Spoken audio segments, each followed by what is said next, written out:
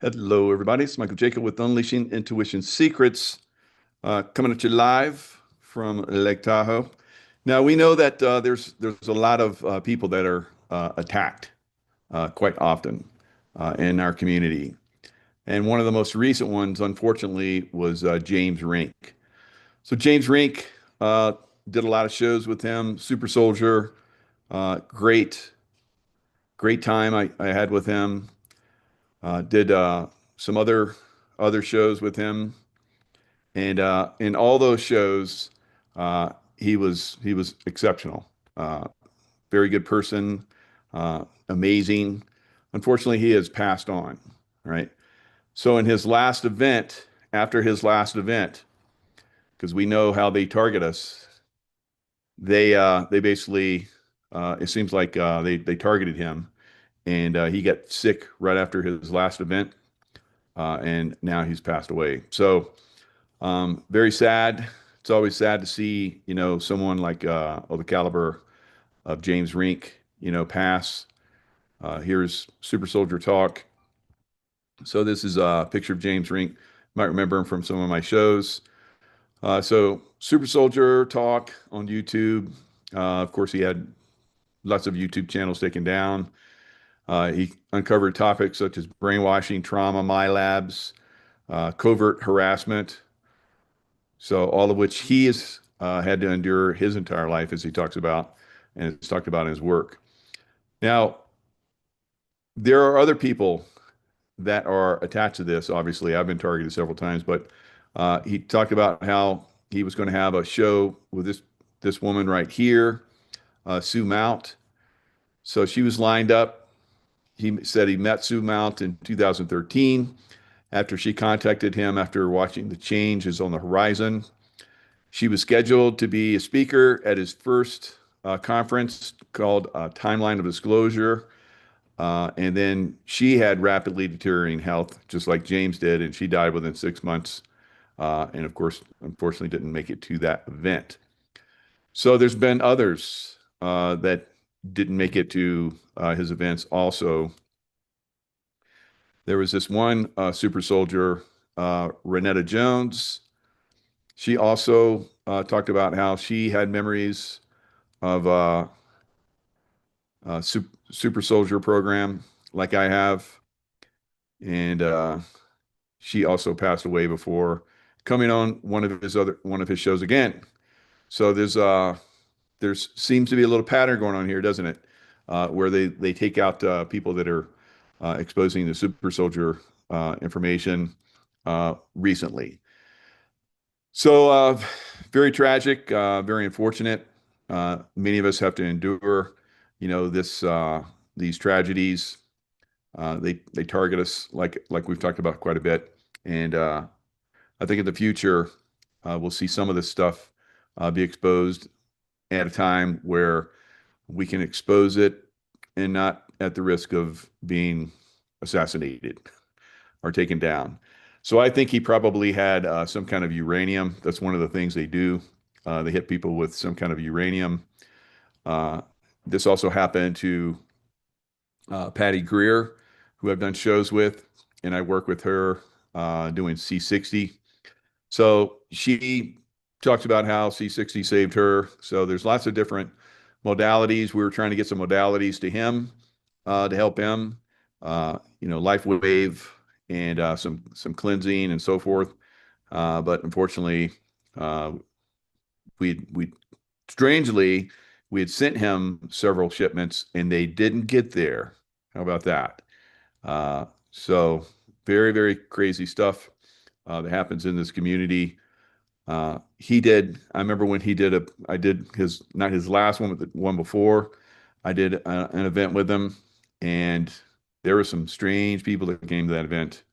And I know they were like checking everybody out and maybe targeting people. So James he did like a whole presentation, and I think it was like 30 or 40 different people that have died over the years that have been revealing like super soldiers and space program stuff and all kind of crazy stuff. So they really target people that reveal this stuff. So it's really the people that somehow seem to be able to reveal a lot of stuff, but seem to be able to keep going. You gotta look at them very closely. Maybe a little bit suspect going on, but Carrie Cassidy has been involved in this for a long time. She's been targeted several times. She's been able to survive. Good for her. Hopefully, she continues to survive, right? Because she reveals a lot of great stuff. So frustrating indeed. But we have to move on. We have to look at other things that are going on that we can have hopefully uh, an effect on, so that we can bring down this disgusting organization, reptilians, right? Negative reptilians. We talk about it on all the shows. Uh, Super Soldier talks, everything. So almost everybody talks about the negative reptilians, or negative reptilians are running pretty much the world right now, guys. So speaking of negative reptilians, New York City Mayor Zohran Mamdani, right, links to Pakistani Marxist, Islamist, and CCP, uh, Communist China Party, aligned networks. So there's also a lot of, Antifa, which is also a very negative organization. We're going to show you guys some stuff on that. So I spent a lot of time in Pakistan, and I know how incredibly corrupt Pakistan is. We basically found the bad guys there. I was part of taking out so many people that were in Pakistan, terrorists, and one of them, of course, was Osama bin Laden, that you would know of. But there were several more that were causing a lot of devastation in Pakistan. Now, Pakistan, just like the United States, just like Europe and other places, has radical groups, uh, reptilian led. Right? Just going to keep throwing that out there. All right. Hopefully, I stay alive to keep saying it. But they have basically uh, controlled a lot of governments all over the world. Uh, Juan O Savin is going to come on in a little bit, and we'll probably talk about 2020. It's not over yet. All right. So 71 different countries, according to Juan, have had their elections manipulated. Pakistan being one of them, absolutely. Right. And we'll go into a little bit more of that a little bit further into this. So I'm just bringing this to your attention. Mamdani, they're deeply integrating into the United States now. We have been able to keep it at bay to a certain extent, but now it's coming in uh, very aggressively. Now, Mamdani is also connected, of course, with the Hamas groups. Now, Hamas came into before I left the SEAL teams, we were looking at Hamas that was coming into South America, South and Central America, and has heavy influence down there. So these terrorist organizations, uh, and you see how the Israelis had to hammer Gaza, destroyed Gaza. So all the Hamas and all the Mamdani groups that are coming into New York City, guys, to get them out of there, New York City is going to be a wasteland, just like this happened with Hamas. And um, so this is something that we've been looking at before. Like I said before, I left the SEAL teams. That was back in so 2001, 2002 was when I left. So almost a quarter century ago, we were looking at Hamas coming in, and now they're here in America, right? So under the fake Biden regime, uh, they allowed the wide open borders. A lot of people came in. Now we came in. There was a group of us that really pushed really hard in before Trump's election in 2024, and that summer and so forth, and like a lot of the border regions started to really shut down their borders back in 2024. And I think that was like the summer of 2024. There's a bunch of us, we did we led groups down there. We did speak. I was down there on stages doing speaking uh, um, uh, events and so forth. And they really started to shut down the border then because there was public, pressure to do so. And then, of course, Trump got elected, and now the border's, pretty much almost completely secured. But the damage was done. So almost 4 years worth of constant, negative groups coming into America, guys. So down in South America, that's where they're at. Now I looked at the numbers of people that were. Let me see if I can pull it up. Deaths. I talked about this on my show last night. Deaths by drug overdose.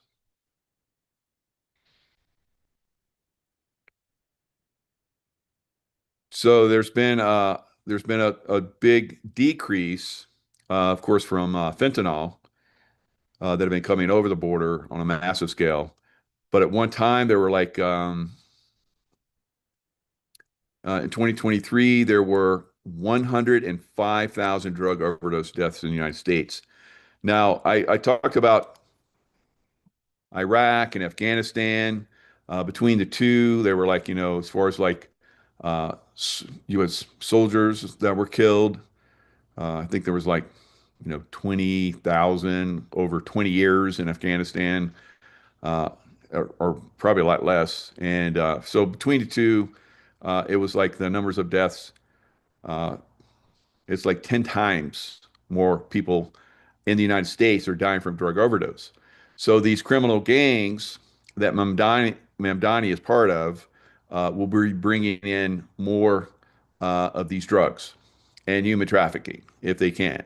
All right, continue that. But like I said, the border is pretty much sealed up, so it's very hard for them to do a lot of this stuff now. It's harder for them now that President Trump and the U.S. Navy and special forces are down around Venezuela, taking out all of the, surface fleet that they were using, speedboats and so forth. They basically devastated it. Things like 40 something deaths from people that were on those boats trying to deliver drugs to the United States. So it's really getting shut down. So you take almost all the wars uh, of the United States that the United States has been through, and you go back maybe, from current times all the way back maybe 10 years, and there's probably been more people that have died of drug overdose and, fentanyl and so forth than have died in all our wars, guys. It's unbelievable. So this is why we are going to go after these people and why we will eventually, if he does get into office, we will take down Mamdani, right? Uh, but if he does get into office, then probably the only way we're going to get him out of there is to destroy New York, right? So that's the way it was in Fallujah when I was in Iraq. They were so well dug into Fallujah. Fallujah was completely destroyed in Iraq. So that is what's probably going to come to some major cities in the United States. We've talked about this for a long time. Um, Now, we bring this to your attention so that hopefully it does not happen, right? We don't want to see it happen. And if, we, make the effort to, stop it, then it won't happen, hopefully, right? Uh, so stay focused. Uh, be aware that this is definitely something that we need to be aware of, and we need to like push back on these criminals, these Democrat and Republican. All right, the criminals are criminals. All right, and so I don't like to completely differentiate and focus on Democrats completely, although they're widely and mostly involved in it. But we're seeing Democrats are being elected, guys. In the last election in Virginia, in New Jersey, and was it Pennsylvania? Was one like three different states. Anyway, it was a sweep. It was a Democrat sweep. That's bad because Democrats are all, I think, communist at this point, and part of the drug trafficking cartels. All right, so we're not going to get ahead by continually having these people voted in, selected in. Right. So I guess there's another one that's going to happen in I think in Nashville. The special election is coming up in Nashville, and surprisingly, uh, the Democrat has moved up and is in within striking distance of the Republican, which Tennessee is very, very red. But Nashville, with all the uh, universities they have there and so forth, they got a lot of uh, brainwashed young people there. I've seen it.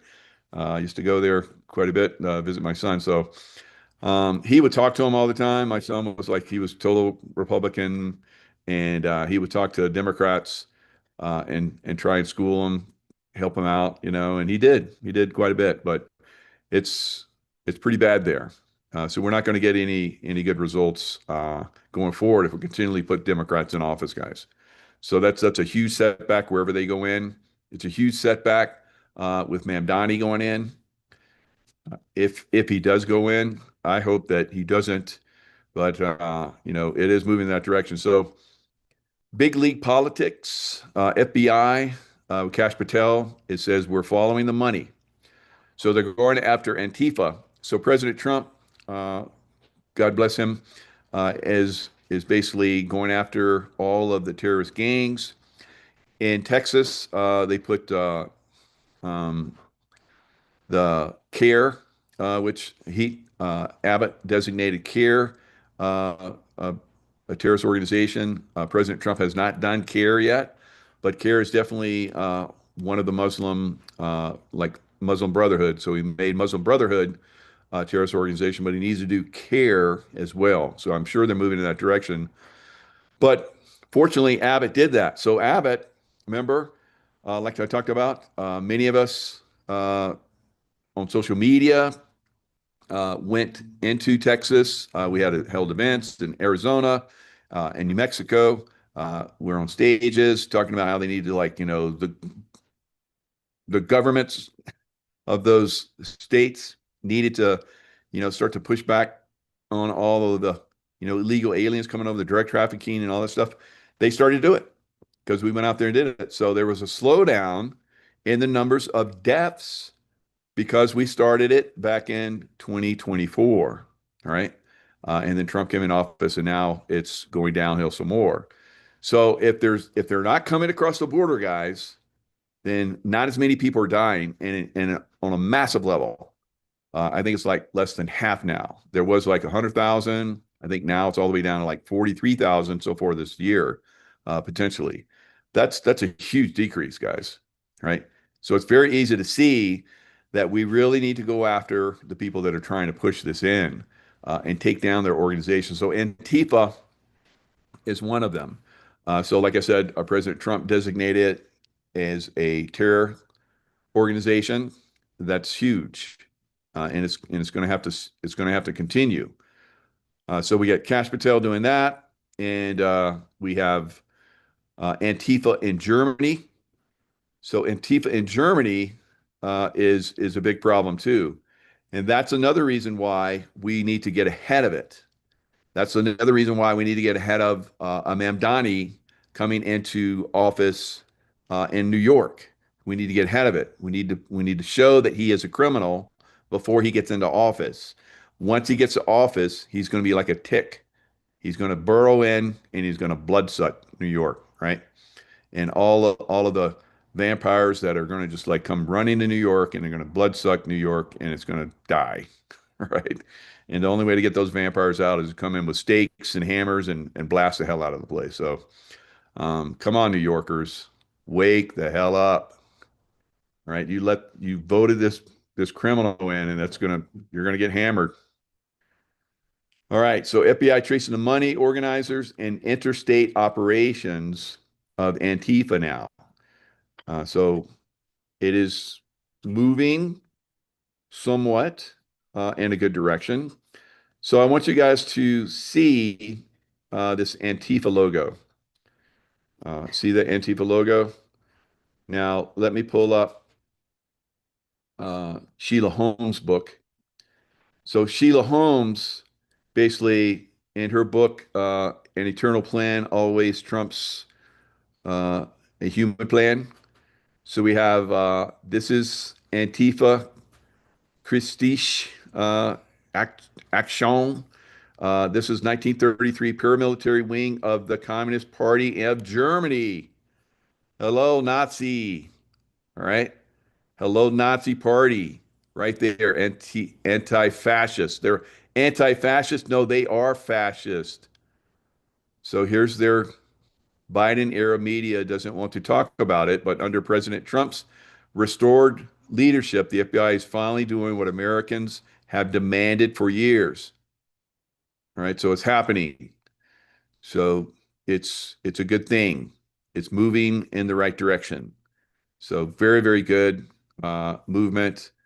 You got good people out here like Sheila Holm and myself and many more that are pushing this information out there. And Antifa agitation turns violent in Germany. So they got rid of the Nazis in Germany, or we did, pretty much United States and allies uh, got rid of them, and now we have the Trump administration's foreign terror label really getting bolstered here because they're, as U.S. Ambassador to Berlin, Rick Grenell warns of intolerant and violent left gangs. So here it is on X, where he talks about how if they follow the U.S. left, he's talking about Democrat Party, then they will promote deadly violence while also losing public support and elections. But they won't see the errors of their ways because the German left gets lots of support from the media, just like they get lots of support. The leftists here in the United States gets lots of support from the media as well because they're all leftists. It's publicly funded too. So in Germany, the press is funded by the public. So they're funding their demise. And so this is a very tragic situation that's going on in Germany, but it's allowing us to see that we really need to be heads up on it. So, of course, we're having protesters arrested for blocking federal agents in New York City. So they're getting ready for their Ma'am Donnie boy.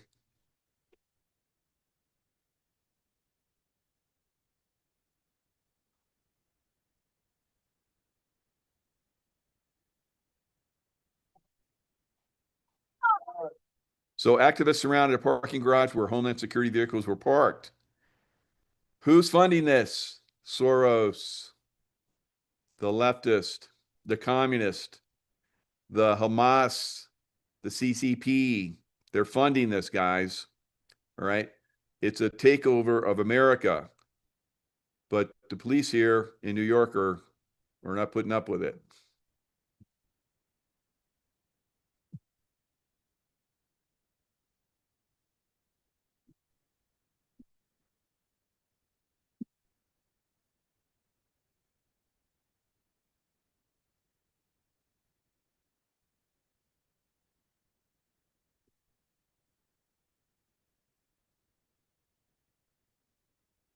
All right. So paid agitators in New York, because I promise you, probably all of these people here are paid agitators.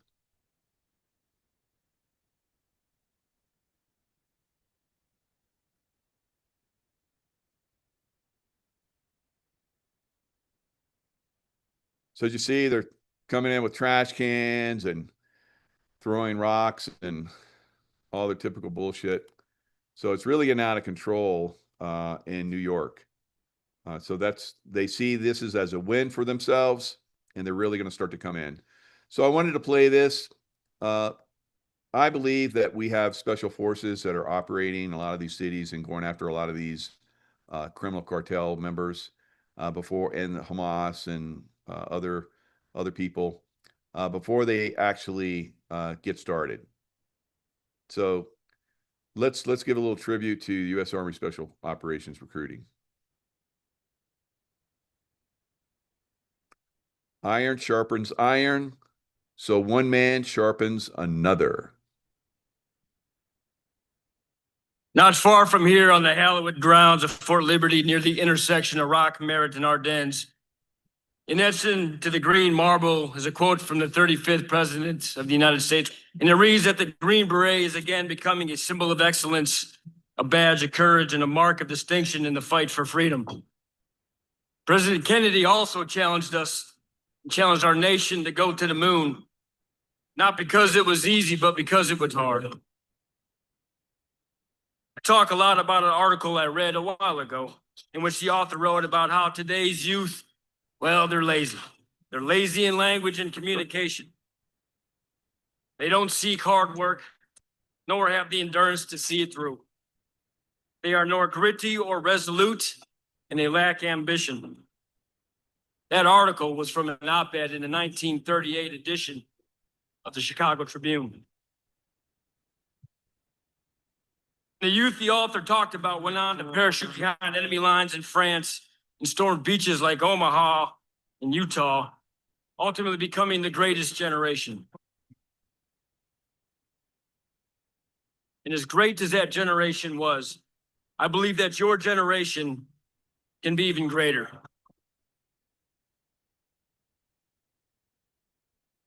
It's an objective that has the audacity to place you into the arena, and it's an objective that dares you to try. And that objective is simply to ensure that our flag is still there.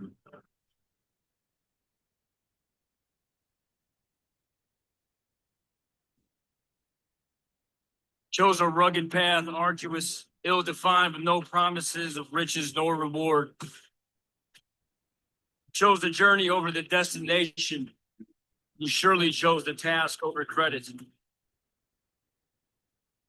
And our nation will require answers without even knowing the questions, but answer you will, and we will answer them together.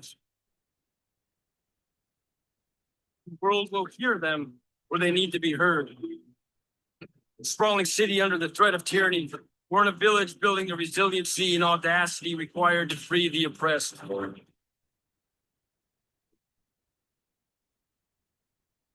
Green Beret will be where the nation requires they be.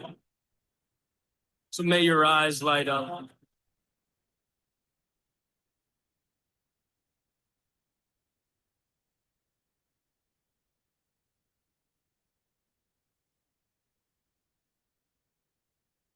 We are deeply proud of you. We applaud you. We love you, and we thank you. Deo Presser Liber. All right. So, hoo-yah, Green Beret.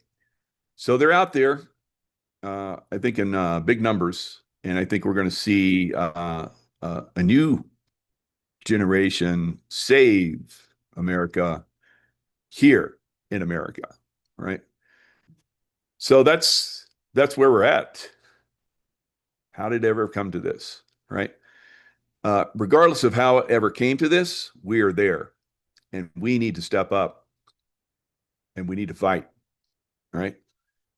We, just like you heard from that article back in 1938, they were saying the youth were useless, right? Because even back then, Nazis were having, marches in New York City. You can pull it up. There were not Nazis in uniform that were marching in New York City. They were trying to start a party in New York City. Maybe they did. Maybe we're seeing the results of that early stage that now we're going to see Mamdani come in, a new type of Nazi. So a Muslim type of Nazi. So in the Middle East, guys, in a lot of these countries, like I've talked about, like in Pakistan, they have come in and with CIA, the negative CIA backing, because I was there with the positive wing of the CIA, and we did really good work there, taking down terrorists like I talked about. But the Pakistan, they the guy that helped us find he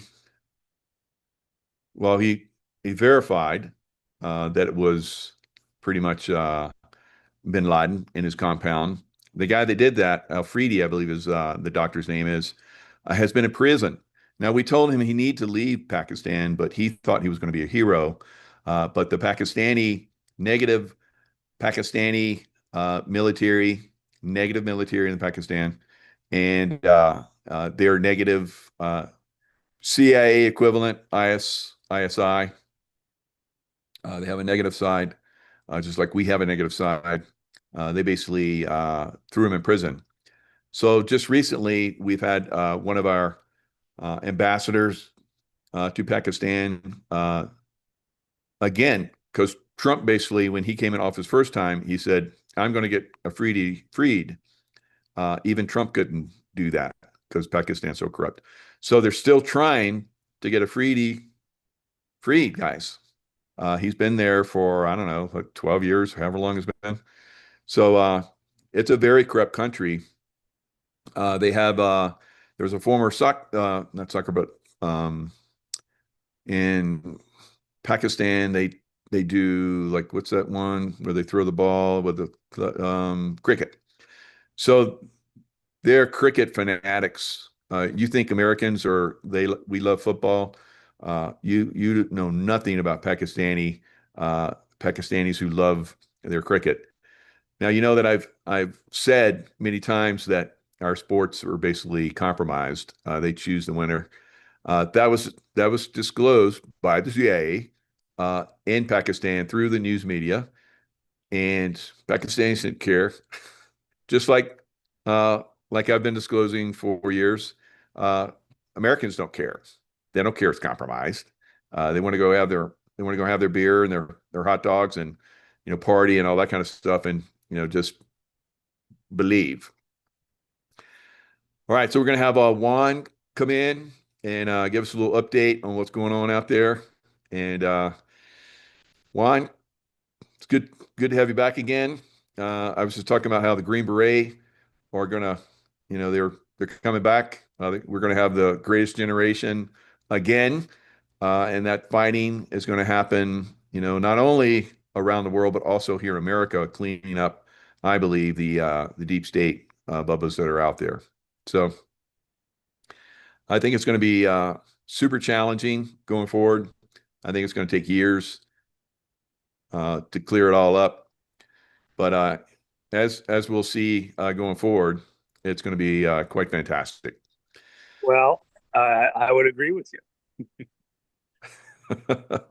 There we go. I had to get the camera on there. So sweet, good job. That's lovely there.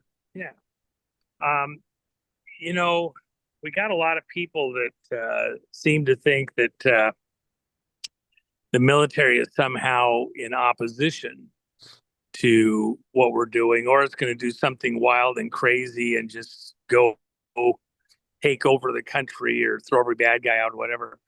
That's not the way it works. The military is under the command of civilian government led by the commander-in-chief, who is the elected representative of the people. Commander-in-chief. The military commander-in-chief. So he's not out there just doing anything he wants, and neither is the military. They have certain protocols they operate within, and that they all must obey. And then the president commands the military. The military doesn't go off half-cocked. People, they just got to send in the Army, got to send in the Marines, got to send them to do this and that. They don't do it on their own. Why don't they just go in there and do something? They don't do it on their own. They do it under command. So, I'm thinking of the Tina Peters situation. Even there are certain protocols that they're not just going to take it on their own authority to do what needs to be done here. It's got to be in a command situation. Yeah, most definitely.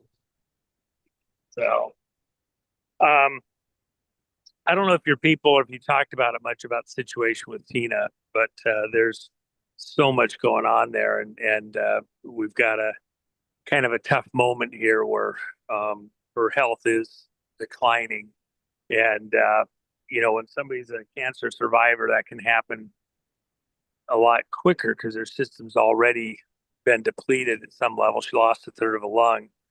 And so even though we've talked about it, over the last couple of weeks, it's still a very critical moment, critical issue that has to be addressed. And I know the president was made aware of some new developments that I don't think we have permission to talk about at this point in time, but I think there's things that are going on that some speed is in order to assist Tina at this point in time. So, if we do the Venezuelan strike, do you think they'll do pretty much a insurrection act here in America? Well, I don't think that's quite the way it works. There's here's part of what's going on in Venezuela. Maduro was given a kind of a choice several weeks back, and he was let known that he had till the 1st, and if he hadn't cleared the area, it was a free-for-all. Go get him. He's got a $50 million bounty on his head from the Justice Department. So he has to decide, does he want to live free, go somewhere, or be incarcerated in the U.S.? And we've done it before. Pineapple Face was here for the remainder of his life. And Maduro can go enjoy a federal prison also. But as I understand it, and I think the information's accurate, but we don't have independent confirmation of it other than a couple of sources that are probably all playing off of one source. So again, it's really just one source through several people, that Maduro took a government aircraft, flew to the border of Venezuela, and then went in on foot or vehicle into Brazil, and then was going to be flown out to a location where he could enjoy the sunshine and relax the rest of his life. He'd be, not going very far, but he would not be incarcerated in a federal prison. As I understand it, that occurred, and he flew out of that location sometime early this morning, if that information is correct. And we don't have any independent confirmation of it. If he has left, and the people of Venezuela, at the point that they become aware that he's no longer there, that's when you get into something really interesting. See, Venezuela has been being run really real number for, at least 30 years, if not longer, by the Cubans. They were present before, but they really just took over everything about 30 years ago. And when they did that, you couldn't get a driver's license. You couldn't get your Social Security. You couldn't get a government contract unless Cubans were involved. They ran everything. Wow. And the country was really just a pawn state, Cuba, if you can imagine. And then Cuba with Russian control over Cuba up to a certain point. Now, really, it's Chinese control over Cuba. They've been willing to spend the money, and has been that way probably realistically for about a dozen years. And so, it's not a Russian vassal as much as it is now a Chinese. And let me just add this. In this bizarre twist of the way things have been going in Cuba all the way along back to the 50s, the Brits have been controlling operations in Cuba through Canada. And so Canadians continued to travel to Cuba even when Americans could not. And then Canadians brought back their cigars and everything else, and came and went from Cuba. When they needed car parts to keep their 50s cars working, they got them through Canada. So that connection to the Brits who've really been doing stuff in this very obtuse way of doing it through Canada, a Commonwealth country. That is also going to be challenged. So what it's most likely going to happen, the Venezuelan people understand that they've been under the thumb of the Cubans for so long. Every dictatorship, even the vote stuff was controlled by the Cubans. And so they're going to revolt. And the moment that Maduro is known to no longer be in the country, I expect that to be on. Oh, yeah. And the real issue is going to be, will the Cubans that are there stay and fight? There's a large number of them. Or where will they go? They don't have a private aircraft to get to the border. Will they be allowed egress to get back to Cuba or to some other location? Or are they going to stay there and fight it out? And by the way, South America, the Cubans are all over the place. The largest Russian embassy on the planet's over there in Mexico. And the Cubans are right there involved with everything there too, but also China.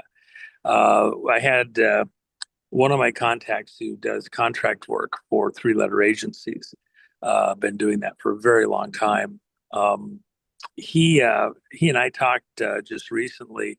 He was down in Guatemala with a security team, and they were all essentially under contract to our government. And they just went out for beers in Guatemala. And when they were done, of course, in these South and Central American countries, and you know this, you don't really go out to dinner, say at sunset, latter part of the day. You might take a siesta, get up, 9, 10, 11, 12, and then you go out and you have a dinner and drink or two, and you're not done with that till, 2, 3, 4 in the morning. And that's just common in that culture. So they weren't doing anything weird. They're out there at 1:30, 2 in the morning, had dinner, some beers, and they're walking back to their hotel, and they heard music coming from a spot and thought, well, maybe we'll have one more beer. Well, they get in there, and it turns out it's a brothel being run by Cubans and Chinese. And they look around the room and realize, oh my gosh, and there's a band playing and all that. And so they're trying to make their exit. And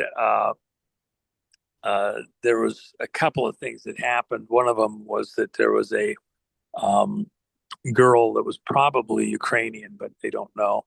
And she just tried to latch on to one of the team members and just, stay with them. No, you got to stay, you got to stay.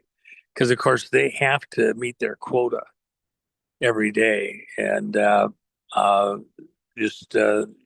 he said, just a beautiful young girl. And but with their work, their clearances, etc., there was just no possible way, and they made their exit and left. And it was very clear that it wasn't just Eastern Europeans running this. The Chinese were all around, inside and outside the building, guarding the facility. The next day, when they were in a meeting with their counterparts there in Guatemala, they described the situation, their concerns, not wanting anybody to be confused. They just didn't realize what they got into, and the guys all had a laugh and said, yeah, the Chinese have 3 of these places here in Guatemala. They're all over South America, and that's one of their primary ones. And it's them and the Cubans, and they bring these girls in from other parts of the world and prostitute them there in Guatemala, but it's the same in other places. Again, there's that alliance. I believe what's going to happen is that as Venezuela, as they realize that Maduro's not there, are going to have civil unrest, civil war, whatever it is. It's going to be aimed primarily at their main oppressors as they see it, which is the Cubans. And that's maybe just hours away at this point in time.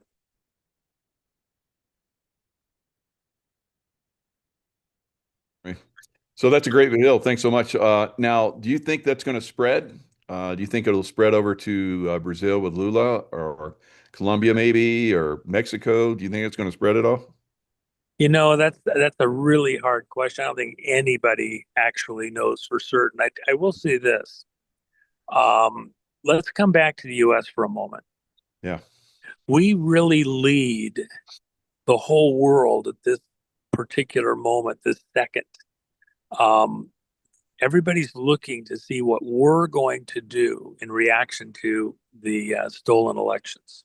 Right. And they've heard the talk, they've seen the truth texts from Trump concerning rigged election 2020, the people that did it. People all over the world are aware that their elections are also being compromised.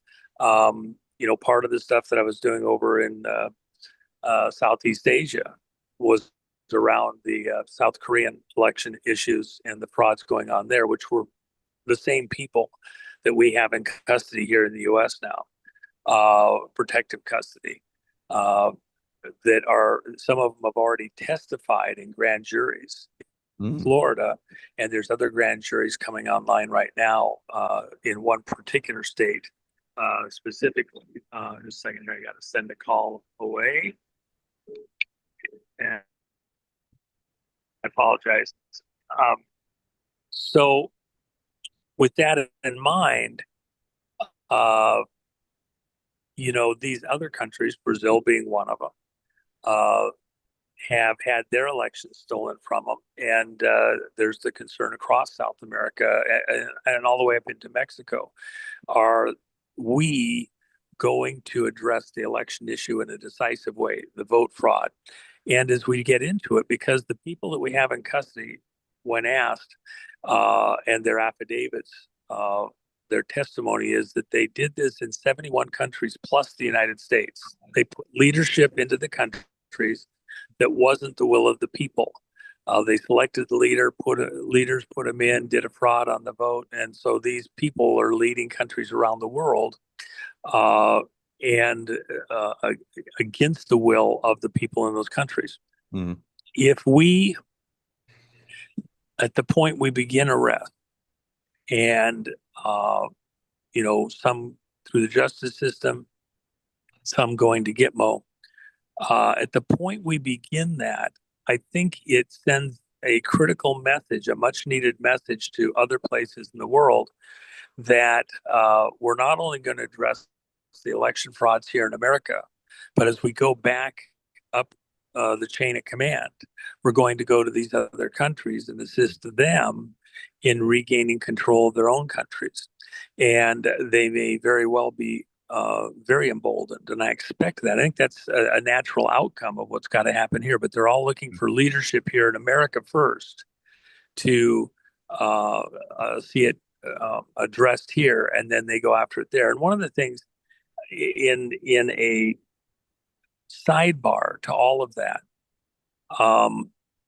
is Tina Peters, because in the course of this, she was the victim of a very heavy campaign to villainize anybody who would challenge the machines and their use in elections. And because she was right there in the home turf, the main office in the U.S. for Dominion is right there in Colorado. ES&S has an office there too, and there's a lot of the activity going on in those places.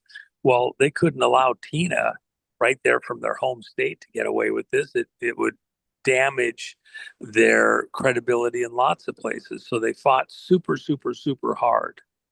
And at the point that they can no longer hold their scarecrow to scare anybody else from coming in and challenging the machines and elections, at the point that Tina is no longer in their grip, or the grip of their political apparatchiks, then I think that signals even to the rest of the world how serious we are. So I do expect, and let me just add this one caveat.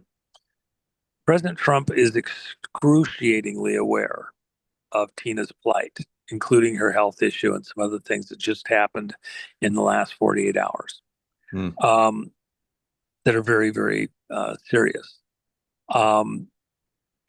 He has a particular timing that he's been, I think, fixated to That's what I figured. for various reasons.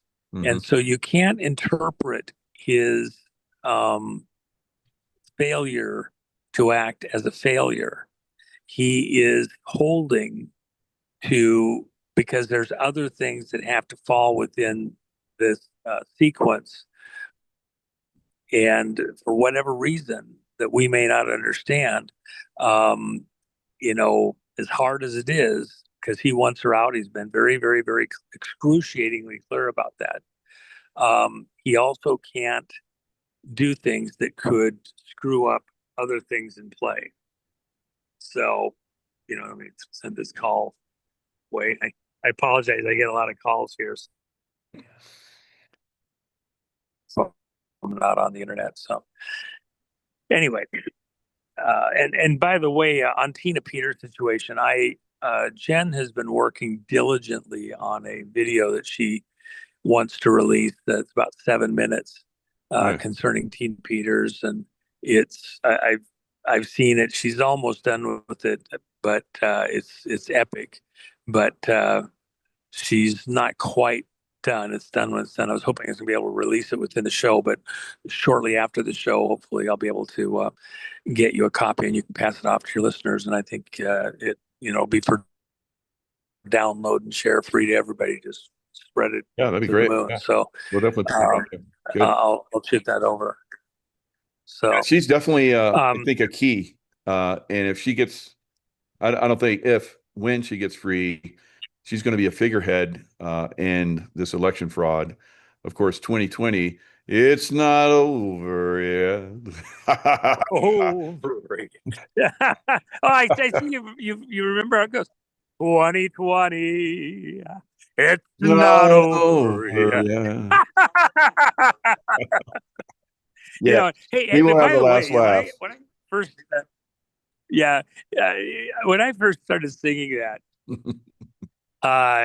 you know, there was plenty of people out there that certainly were of the mind that I didn't know what I was talking about. But you look at where the information's at, what Trump has said, he's won the election since. You know, I first started singing that song 4 years ago. So, and here we are. And it's, you know, those people wanted us to just move on, forget about it. It's over. There's nothing you can do about it. Look at what Trump just did. He's revoking all of Biden's executive orders, executive actions that were done by the auto pen. Well, that was essentially everything, right? So it's about 2020, you know, because he's not there validly. He wasn't doing it himself. Somebody else is running him by remote control. You know, so 2020 isn't over, and the effects of it, you know, it goes further than that too. Trump has also said by the time he's done with Obama, it'll be like you were never here. He's going to revoke everything tied to that because he got into office through fraud, election fraud specifically. So, you know, we are far from done with all of this, you know, peddling back the deep state, if you will. It's on. Yeah, and plus, you know, like we've seen, Sheila Holm has been on my show quite a few times disclosing, you know, how the Bush family, they're Scherf, and they're from Germany, and how, you know, W was basically born in Germany, was in the German Navy before he came here. So we're going to see a lot of these people, just like Obama. We're going to find out that they weren't U.S. citizens. They had no right to being in the presidency or the CIA or whatever. How do you think that's going to get turned around? Because we're seeing how Joe Biden is having his administration basically crumble. We're going to see something like that happen with, you know, Obama and maybe even the Bush family. Yeah, I think Michael and Barry are going to have to find new digs, or we'll find them for them. Well, they're running to England, I hear. Well, again, you know, just like I mentioned, England through Canada to Cuba to Venezuela. The Brits, ultimately, if you get right down to it, and I've said this for, you know, a couple dozen years, The Brits are who are really fighting here. We're still in the Revolutionary War. They still think that one way or another they're going to run America. Remember when Obama, one of his big claims to fame was that he was a whatchamacallit scholar, um, Rhodes Scholar, Cecil Rhodes, Right. Diamond Cartels and all that. July. IDC. Cecil Rhodes scholarship was all about finding Americans who would then assist in returning the rogue nation America back under British authority and rule. I mean, like the Revolutionary War didn't happen, and we're going back to British rule over America. Are you kidding me? Overt British rule, not covert, through all their various agencies and operations. The whole challenge of the Legal Bar Association, Right. which is just a union, by the way, and it's not even legally supposed to. Being an attorney is not something that can be licensed except within their little bar thing. Technically, there is not supposed to be licensure for attorneys. And I know a lot of attorneys want to argue that. Well, you go back and look at the original understandings, and that's not the way it is. So that's something that'll continue to come up over the next few years. And because so much of the legal side of the way America operates is a hijacked operation, and judges and attorneys that are operating in an unconstitutional manner as though they get to decide what they want to back and not. So I think that's part of the storm. The storm is much bigger than most people have ever comprehended. It goes on much longer than most people have wanted to hear. Right. They think it's a once and done overnight operation. And in reality, there's so many roots of control into America that are clogging up the works that have to be unrooted. And the Brits are at the core of many of them, and then several of these families operating in plain sight, and the overt ones and the covert ones not allowing that we can function independent of these globalista, these royalists, primarily operating through the City of London. So we've got work to do to get their control of America uprooted and return it back to constitutional rule here in America. So that's I love your Juan O Savin 107 Telegram channel. Is that yours or somebody else posted? Well, that's a fan. She does it with my permission, and Okay. but it's really totally independent from me. If I see something that I think is not common or that wouldn't get picked up otherwise, I might send it over and suggest that it be posted. But I don't have any control in there other than it's kind of a blocker for anybody else coming in trying to set up false channels. So she's allowed to go in there and do that, and has my authority and permission to do that. And but anything day to day or like that, that's all on that person, and they've done a very good job. So they kind of know for the most part where I want to go. But there's once in a while there's something that's like, well, it's not quite what I would have said, but it's not common, and I think most everybody that goes there knows that that's not me. And so yeah. Very good.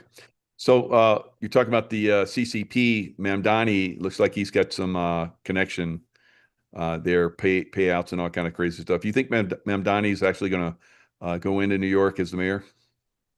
Well, whether he starts there or not, I think there's all sorts of questions. You can't have allegiance to and participate and do things related to communist groups and ideals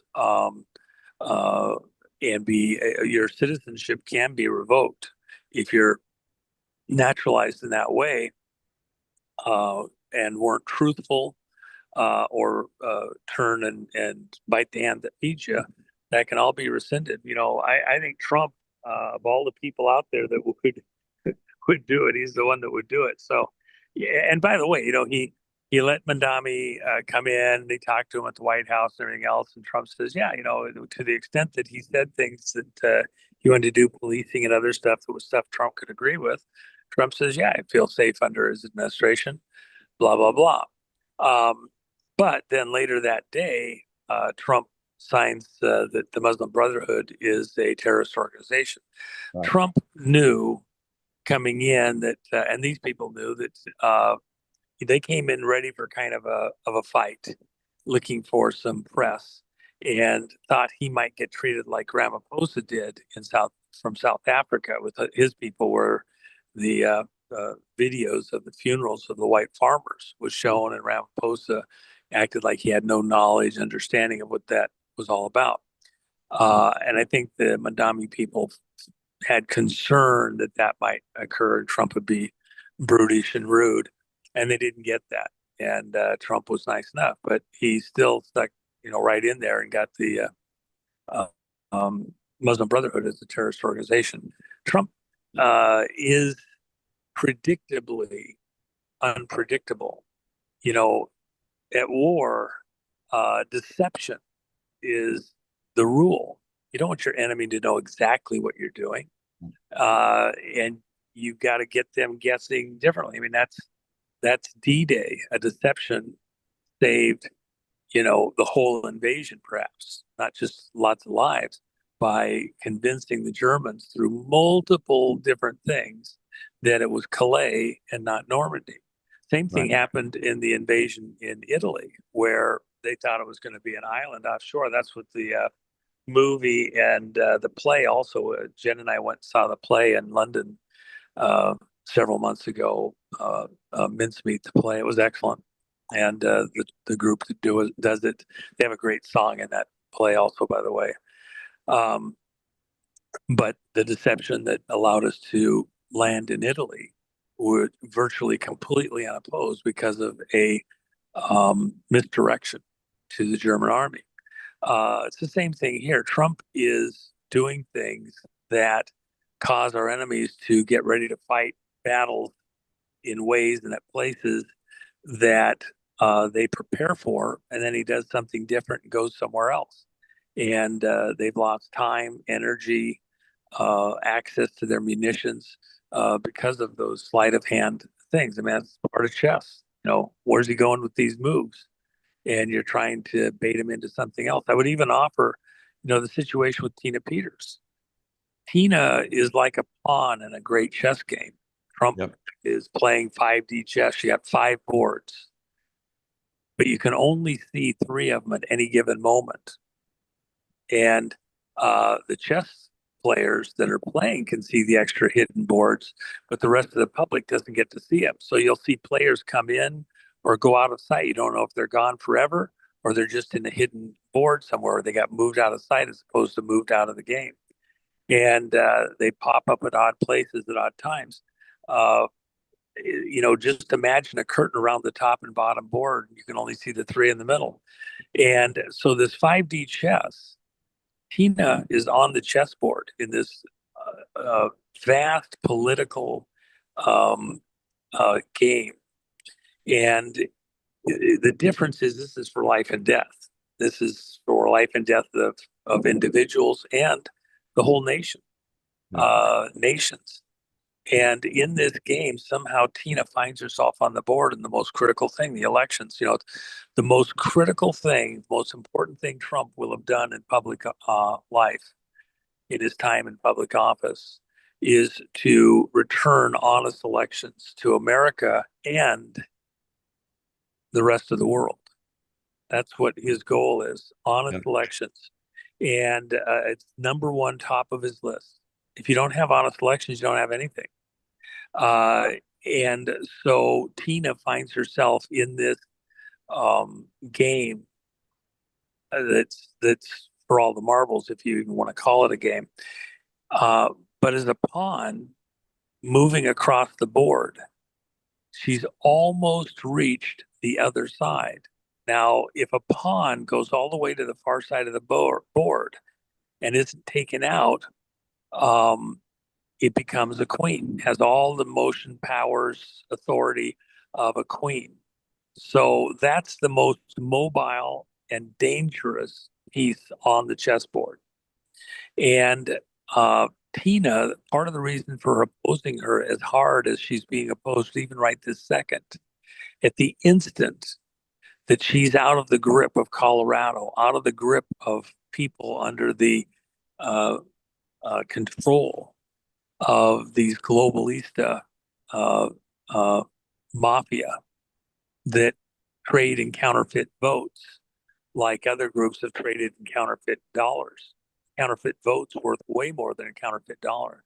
At the moment that Tina reaches the other side of the board, she's as dangerous as any primary player in the game. And that's something that they cannot allow because it shifts the weight, the power of the whole game.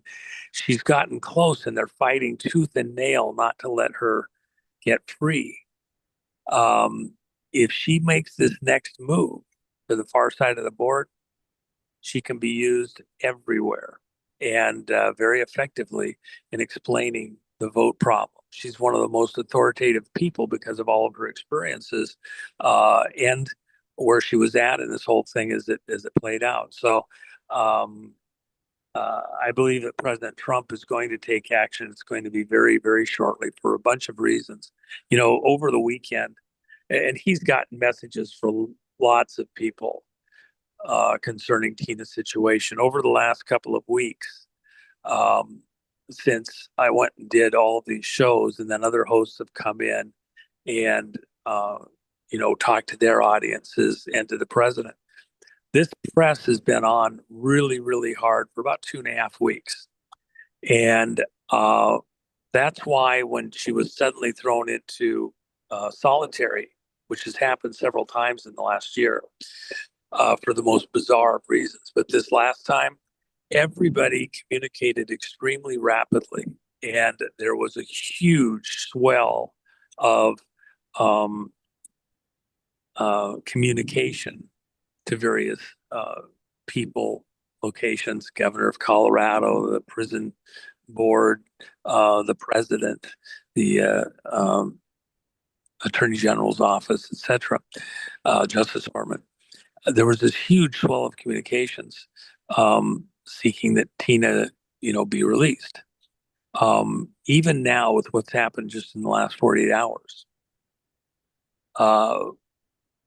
that is going to ramp up once again radically. In fact, tomorrow morning at 10 o'clock Eastern, the White House switchboard opens up for comments. And you can call in and leave a comment for the president, a recorded comment from 10 to 3. Tina isn't out yet. Her health is deteriorating. It's kind of hit the wall. And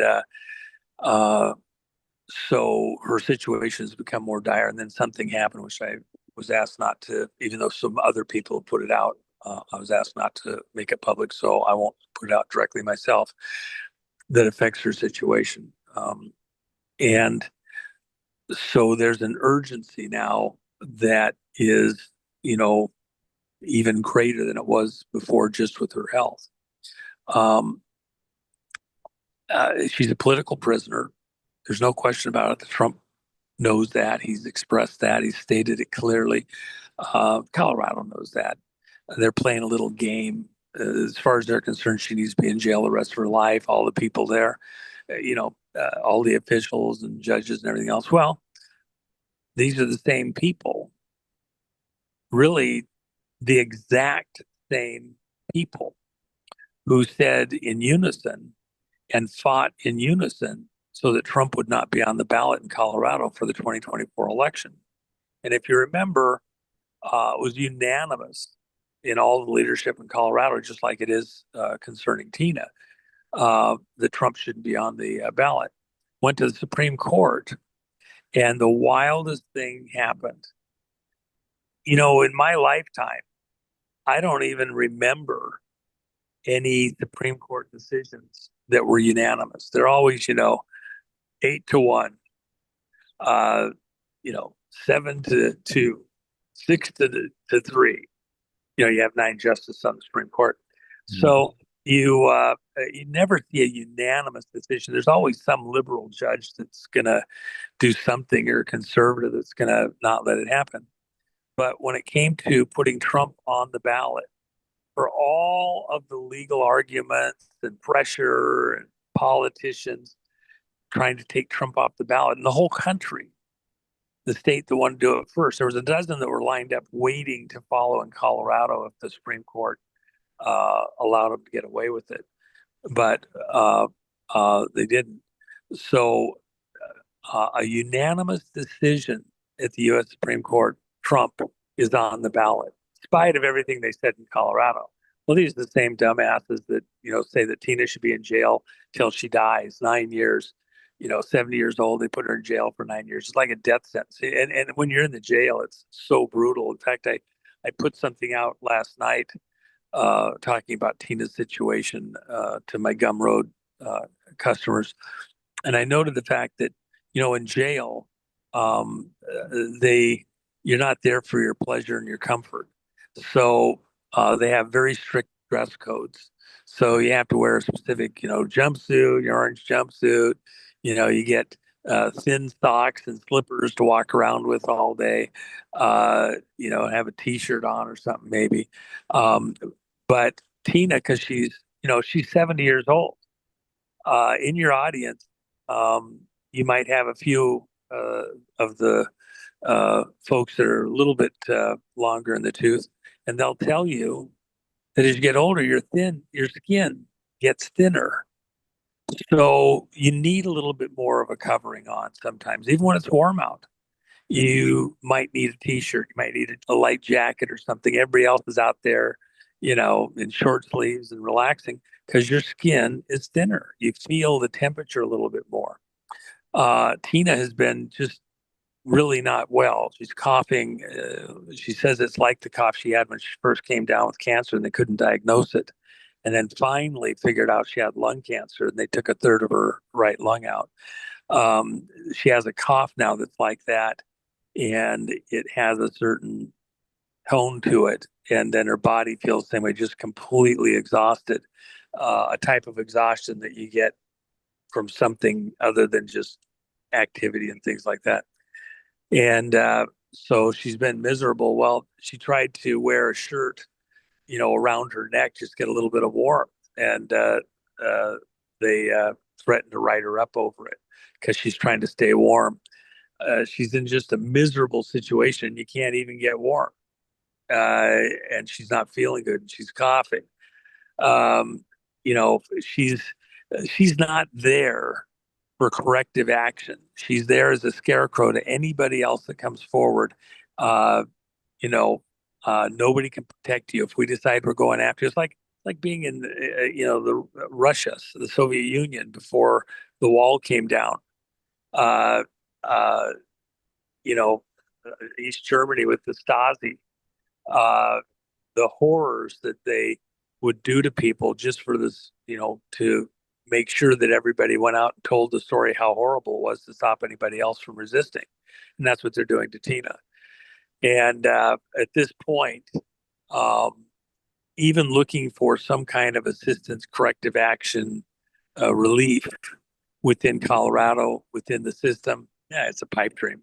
They're going to fight you every inch of the way. So it probably does have to be some type of harsh, drastic measure on the part of the president. And I think he's there. He said he would take drastic action if Colorado didn't release her. And I think we're there now. So I fully expect something very, very, very shortly from the president. And I know he got hit by a number of people that spoke to him and sent communications to him personally over the last several weeks, but especially over the last 2 days. And I think the pressure is such, we need to keep it up till it's done. I don't trust anything till it's done. It's not done. So, tomorrow morning, 10 o'clock in the morning, everybody here, set your alarm clock. If you get put on hold, if the phone just rings, stay on there until they get answered. I would hope that every call is about Tina Peters. There's nothing else to me that is important out there. There might be a lot of important things, but at this point, it's about, it's an iconic statement.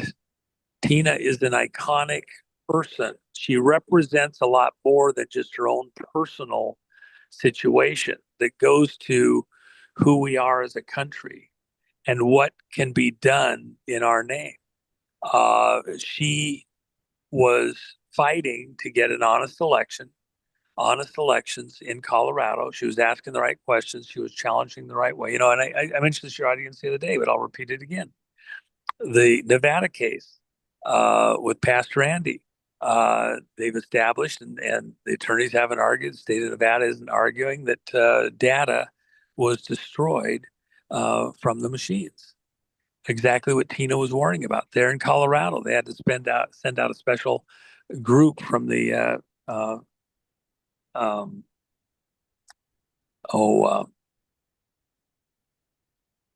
Jenna Griswold's office there and address some election issues with missing data and Secretary of State. That just happened early, 2 weeks ago now. Exactly what Tina had said was a problem, what she was concerned about. So Tina's being vindicated over and over, and she'll get vindicated out across the world as this stuff comes out. We need to get her into the right situation where she can start mending and get her immune system back up while there's still, the option for her to do that. She's got enough health to start with. And it's I have the Jen Mac, JenniferMac.com up, and looks like she might have the documentary ready to look at now. Well, it's not a documentary. It's a music video, but yeah, go ahead. Okay. And then the numbers you're talking about, the White House numbers there. So just so people can have reference, they don't have to look it up. You just go to the JenniferMac.com and you're going to find all the numbers. Yep. And, by the way, we're all very well served. Jennifer is an amazing person when it comes to her editing skills, her sense of timing, and how to convey a message. So I've been the beneficiary of that a number of times. And by the way, we're coming up on the 5-year anniversary of the movie The Called that we released on January 7th. Great movie. Of 2021. And she did just something stunning in the quality of what she did there. So if you liked that, I think this video about Tina's situation, I saw it, the version she had about 12 hours ago, and it was pretty epic. And she was still trying to finish last details and everything. And it's about 7 minutes is what she had. So everybody will be well served and get it. And it's free for everybody. Just download it and share it, at will. Nobody's got any special claim to it anywhere. We just get it out there as far as you can. I think people will really enjoy it. So if Maduro has vacated Venezuela, and that possibly was predicated because President Trump said, "Don't fly over Venezuela." So yeah, it's like, we're coming. You can leave. Well, you know what they were doing, just so you know, kind of what was going on, and you understand this from your history. Oh yeah. We had aircraft that were flying hell bent for election, as though they were going to do something there in Venezuela. And so they do something in the north, and guys on the ground would be moving in the south to do certain tasks that needed to be done, and other locations back and forth. It kept everybody having to second guess what was going on. Remember, they got Chinese assistance, Cuban assistance. They might be getting some Russian assistance, whatever. Iranian, definitely. Just so people understand this situation with Venezuela. Several years ago, as early on in the Venezuela situation, I think it's about a dozen years ago, Russia did a deal with Venezuela, and they were getting oil. The main oil field there in Venezuela is called the Rockefeller Field. And Venezuela, as far as oil wealth, is richer than Saudi Arabia. So why is it so poverty stricken right now? Why don't they have Venezuelan, guys with sombreros instead of, scarves over their head running around owning the world? Because they've had horrid, leadership that has been stealing everything. Venezuela used to be a very prosperous, lucrative country. People go there and have fantastic vacations. Now it's worse than a hellhole. And the Venezuelan people are the real victims.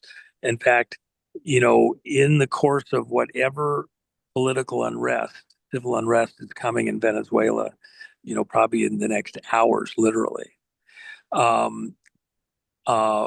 America is going to be the best friend of the Venezuelan people, because we're going to come up with some kind of a deal, come in and help them out. And somebody tried to, it's just for the oil because America wants their oil. Well, actually, no, there's an oil glut. Trump has engineered the situation so we have an oil glut going on in the world. He turned it on everywhere. Yeah. We're looking at oil headed for $40 a barrel, which in current dollars is close to the equivalent of what Reagan ran it down to at $10 a barrel, $8 a barrel even in 1983 and $84. And for those that, this is history that's kind of opaque. I mean, I lived it, so it's a little different for me, but part of how the Soviet Union, not Russia, don't think Russia, the Soviet Union was a political entity that through various deceptions, fraud, huge money players had captured control of Russia. Yeah. And the Soviet Union, this monstrous communist machine, under Stalin, they killed 50 million Russian people. 50 million. Wow. It's an incomprehensible number. Crazy. Okay. Just like, Mao killed 50 million in China. Okay. These communists, these monsters, and they've killed, several million in Venezuela, by the way. So with that in mind, when Reagan came in, he forced a deal with the Saudis. By the way, this is virtually unknown anywhere. Reagan went and had dinner in New York with David Rockefeller, and basically gave terms to David Rockefeller concerning what he was about to do in Russia and what he was going to do with oil. And the reason that's important, where did Standard Oil come from? That's a Rockefeller operation. They were working very hard to control oil prices around the world. Reagan pushed the Saudis. Why is that important? Because their oil company, OPEC, is what? OPEC is, or not OPEC, but Aramco. Aramco is the Arab American Oil Corporation. Okay, we know who the Arab side is, Saudi Arabia. Who's the American? That was Standard Oil, Rockefellers. So when Reagan dictated terms and then drove the price of oil down to the ground, oil was up there pushing $40 a barrel at the beginning of the Reagan administration. He pushed oil down to $8 a barrel, but even that number isn't quite accurate. You don't just turn off oil wells like you turn off the hose at the corner of the house. It destroys the well. Capillary action, a flow, is what's required to keep an oil well working.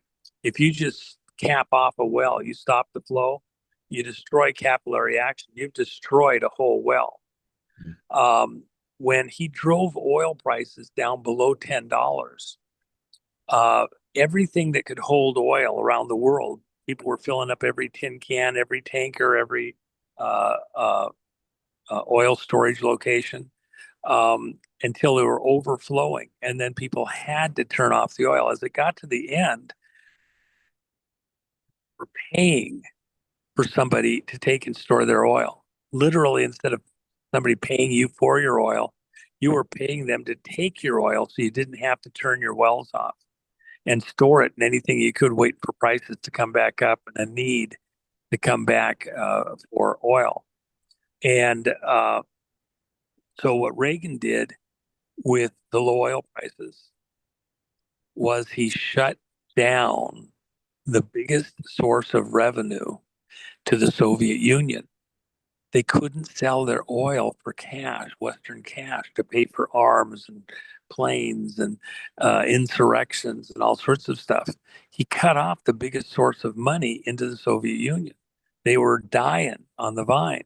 And then at the same time, helped out the Mujahideen in Afghanistan so that Russia had to commit more and more troops to continue their Russian invasion of Afghanistan, and then challenge them in South America with Nicaragua, where we got the Chinese-made red-eye missiles in there and helped them take out a few Hind D5 helicopters.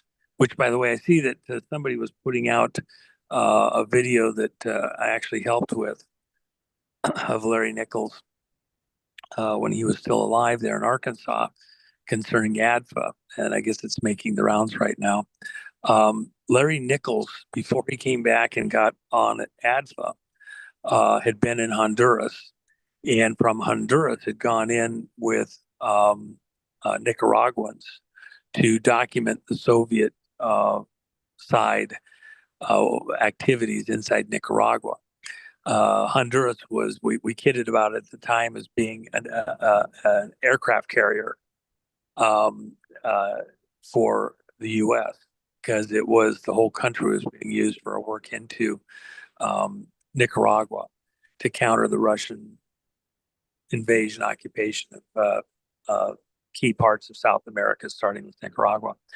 When Larry was down there, he was filming Russian troop movements and aircraft, especially their Hind D helicopters. He was the first person ever in the West to document and prove that a Hind D helicopter could back up in flight. It's such a heavy helicopter, and the early versions were only capable of moving forward. They had to maintain forward speed. They couldn't stop and back up. And so one of the tactics used to take out the Hind D helicopters with the red-eye missile, which was just a very light, it's like a Roman candle compared to some of the more sophisticated stuff. It's just a heat-seeking missile. If you shot it nose on at the helicopter, it just bounced off and wouldn't do any harm. You had to wait while that helicopter is strafing you, hitting you with missiles and everything else, for it to turn and get past you far enough that you could get a heat signature to send a red eye at it, and the heat-seeking shoulder-launched missile. And he documented for the first time, because they thought they had a good strategy, one of these Hind D helicopters, these big, huge ones. You saw it in Rambo movies and like that when he was supposed to be over in Vietnam and stuff like that. Big, huge helicopter, little winglets on it. Yep. Actually stop and back up in flight, which meant that if you thought you were going to wait for it to go past you because it had to keep forward momentum, nope. It could back up and it was going to kill you all. And so when he returned, and by the way, you would never return straight back to the United States as a contractor doing that type of work. You would go to, in this case, Mexico. Then you would be met by federal agents, usually FBI, who would then take custody of your materials, in this case, videotapes or any records that you got a hold of. And then you'd be escorted back onto U.S. soil, but you would no longer ever have physical control of whatever you brought with you. And then he would, in his case, with his authorities, he was brought to the Joint Chiefs would explain whatever he'd seen and known. And by the way, Larry was a Navy SEAL too, by the way. So he had that background, and many times came back to the U.S. and did that. He got hurt in that particular one, not bad, but enough that it was, caused some grief. And so under pressure from spouse and others, he asked Bill Clinton if he could find a job for him somewhere around Arkansas. And Clinton's the one that made the call and got him on over at the Arkansas Development Finance Authority with Webb Hubble and, all the other usual suspects. And that's what that video goes into. But anyway, I digress. The key was low oil prices. Trump's bringing down oil prices. What's going to do more to stop the Ukraine war?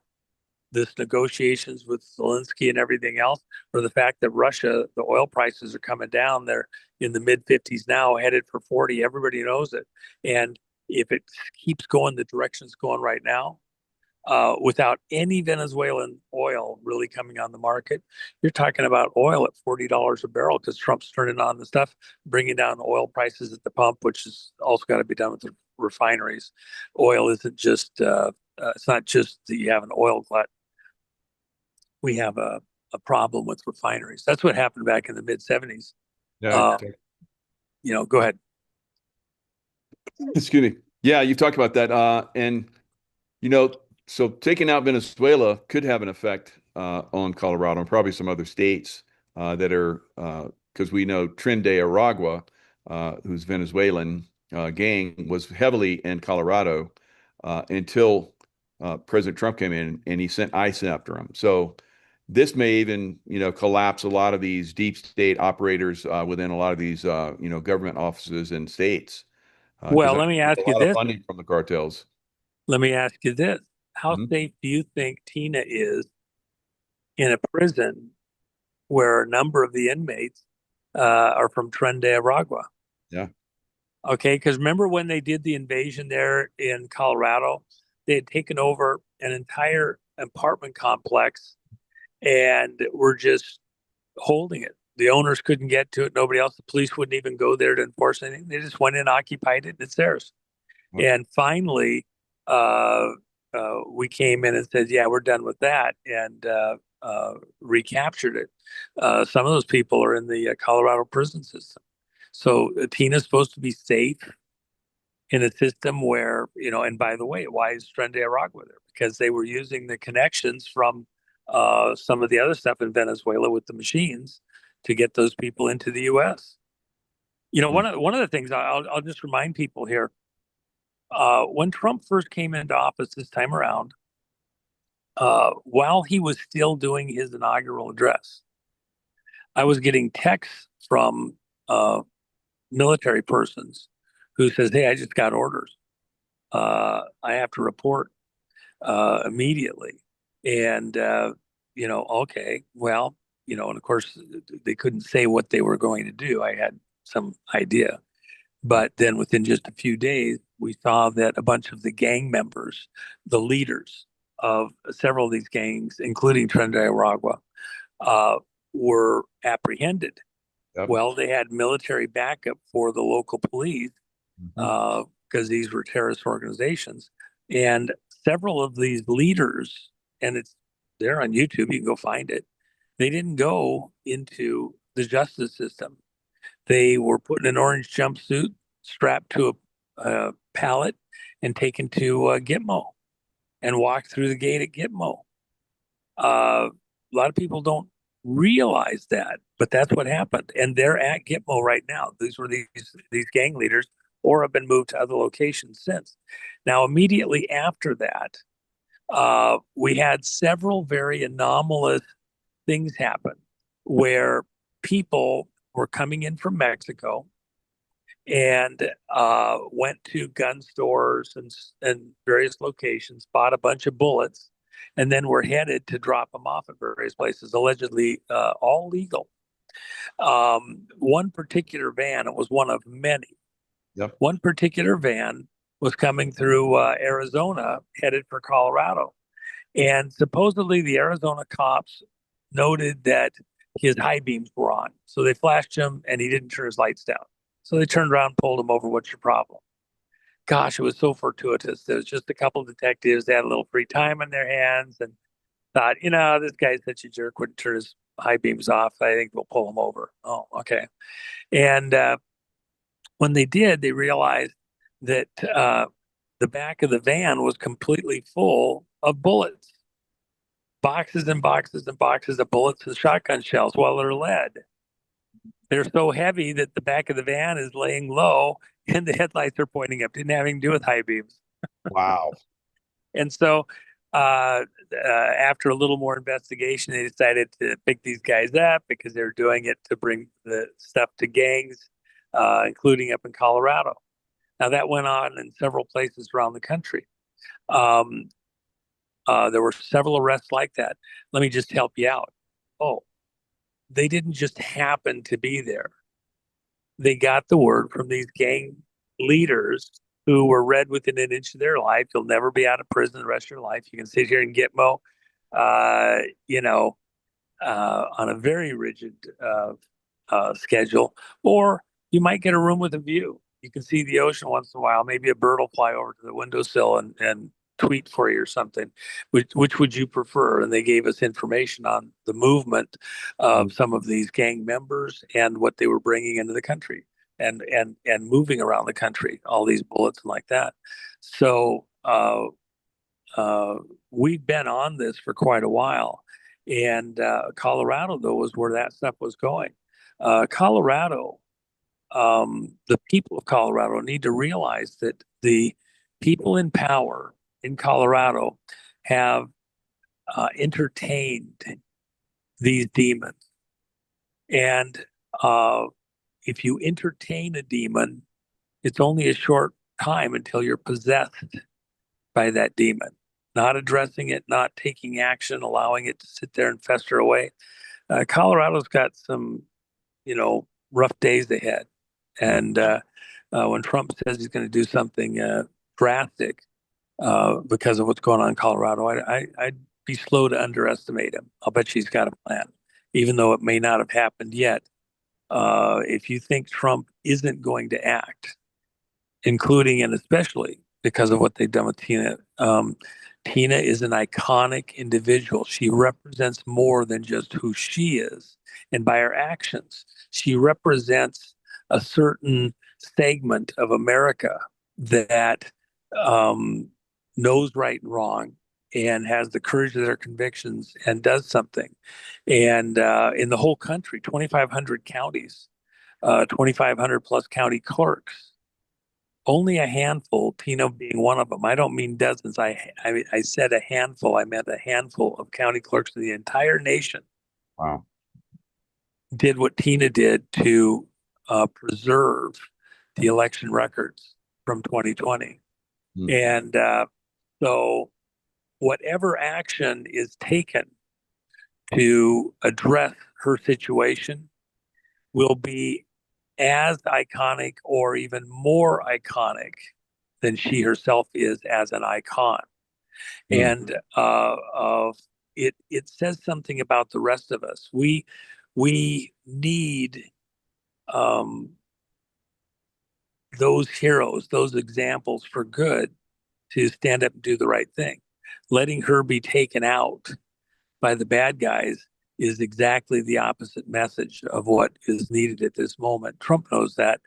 Whatever timing is there, I fully trust. Trump said, I will fight for you. I'm here to fight for you. I will never, ever give up to my last breath. I'm fighting for you.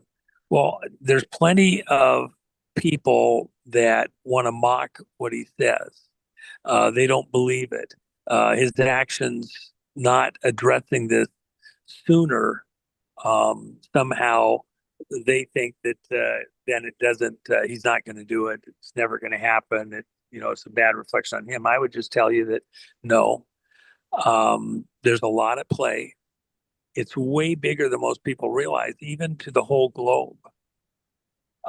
Even to people in Venezuela, South Korea, South Africa, places that you may never have heard of in your whole life, where they've all been under the grip of people in power who stole their way to power, working for these international vote theft gangs. And as we deal with Tina's situation, and as President Trump comes on full steam with the things that happen next, including Gitmo open for business, not the little teeny pre-sale that's going on with Trend Aragua and some of the other people in Gitmo now.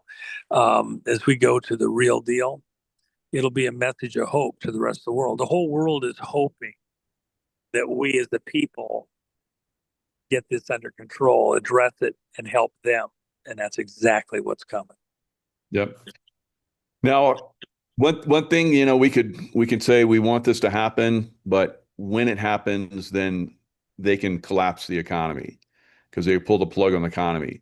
So that's one of the things we're looking at. But I know you have been a huge proponent of silver, like myself. I'm looking at silver pre-market opening. It is up again big. It was up huge on Friday, and it's up again.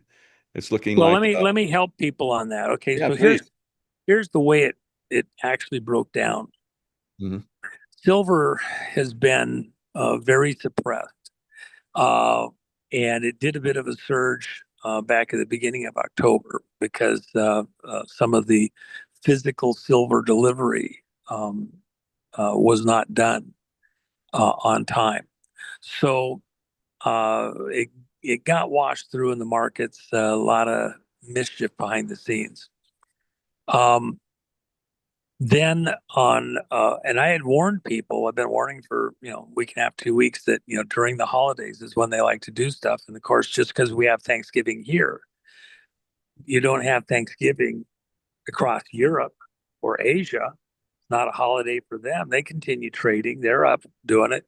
And in that window, I expected a lot of pressure to be brought in this end of the month stuff. So exactly as I had predicted, warned, told people about Friday, it just went into kind of a frenzy.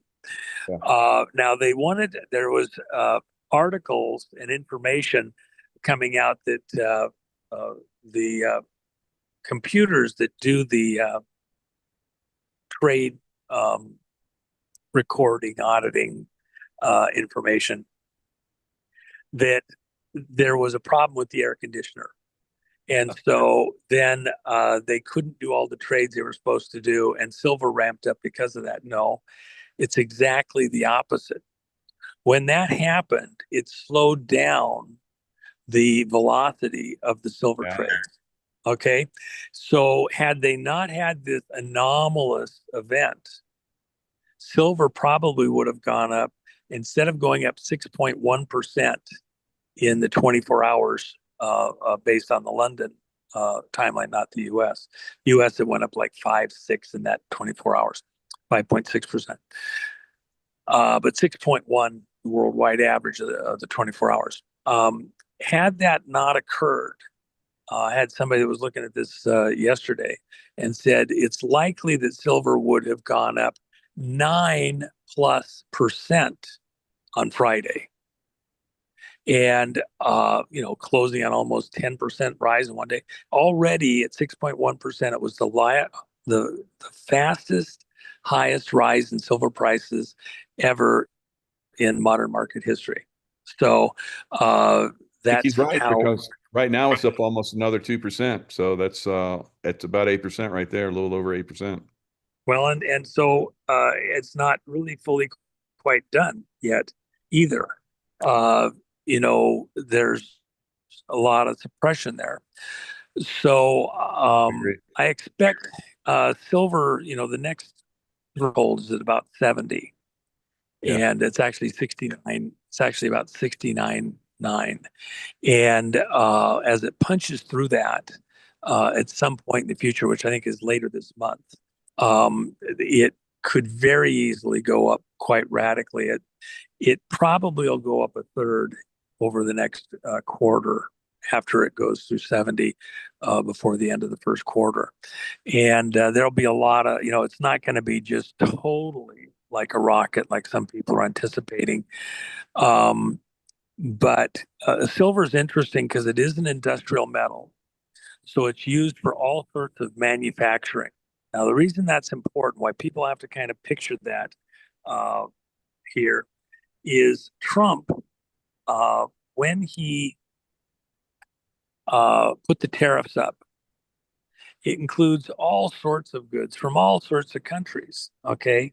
Why is the tariff there? So that it pays for American entrepreneurs, people to invest, businesses to do their business here in America where they're going to sell the goods. For 40 plus years, American business people have, did you notice how well educated I am now? I know how to not just say men. I'm married. But anyway, business people, I know some amazing business women. Jen's one of them. Anyway, to do business here in America where we live and where the goods are being bought, build and buy at home. So with the tariffs, it blocks foreign goods from coming in and undercutting different markets. They target a market and take it out, including like mining. So mines all over America closed down because they couldn't compete with slave labor in mines all over the world that the Chinese were predominantly running. And silver isn't really mined anywhere in the world at this point in time, except as a byproduct of other minerals that are being mined. So if you're out going for zinc or copper or even gold, you get some silver. And so that finds its way to the market. But where the rich silver mining areas are, nobody's been mining it for a long time because it's so suppressed in its value. But as an industrial product, look at what we're doing, what the plan is with the tariffs. You're going to rebuild the semiconductor industry here in America.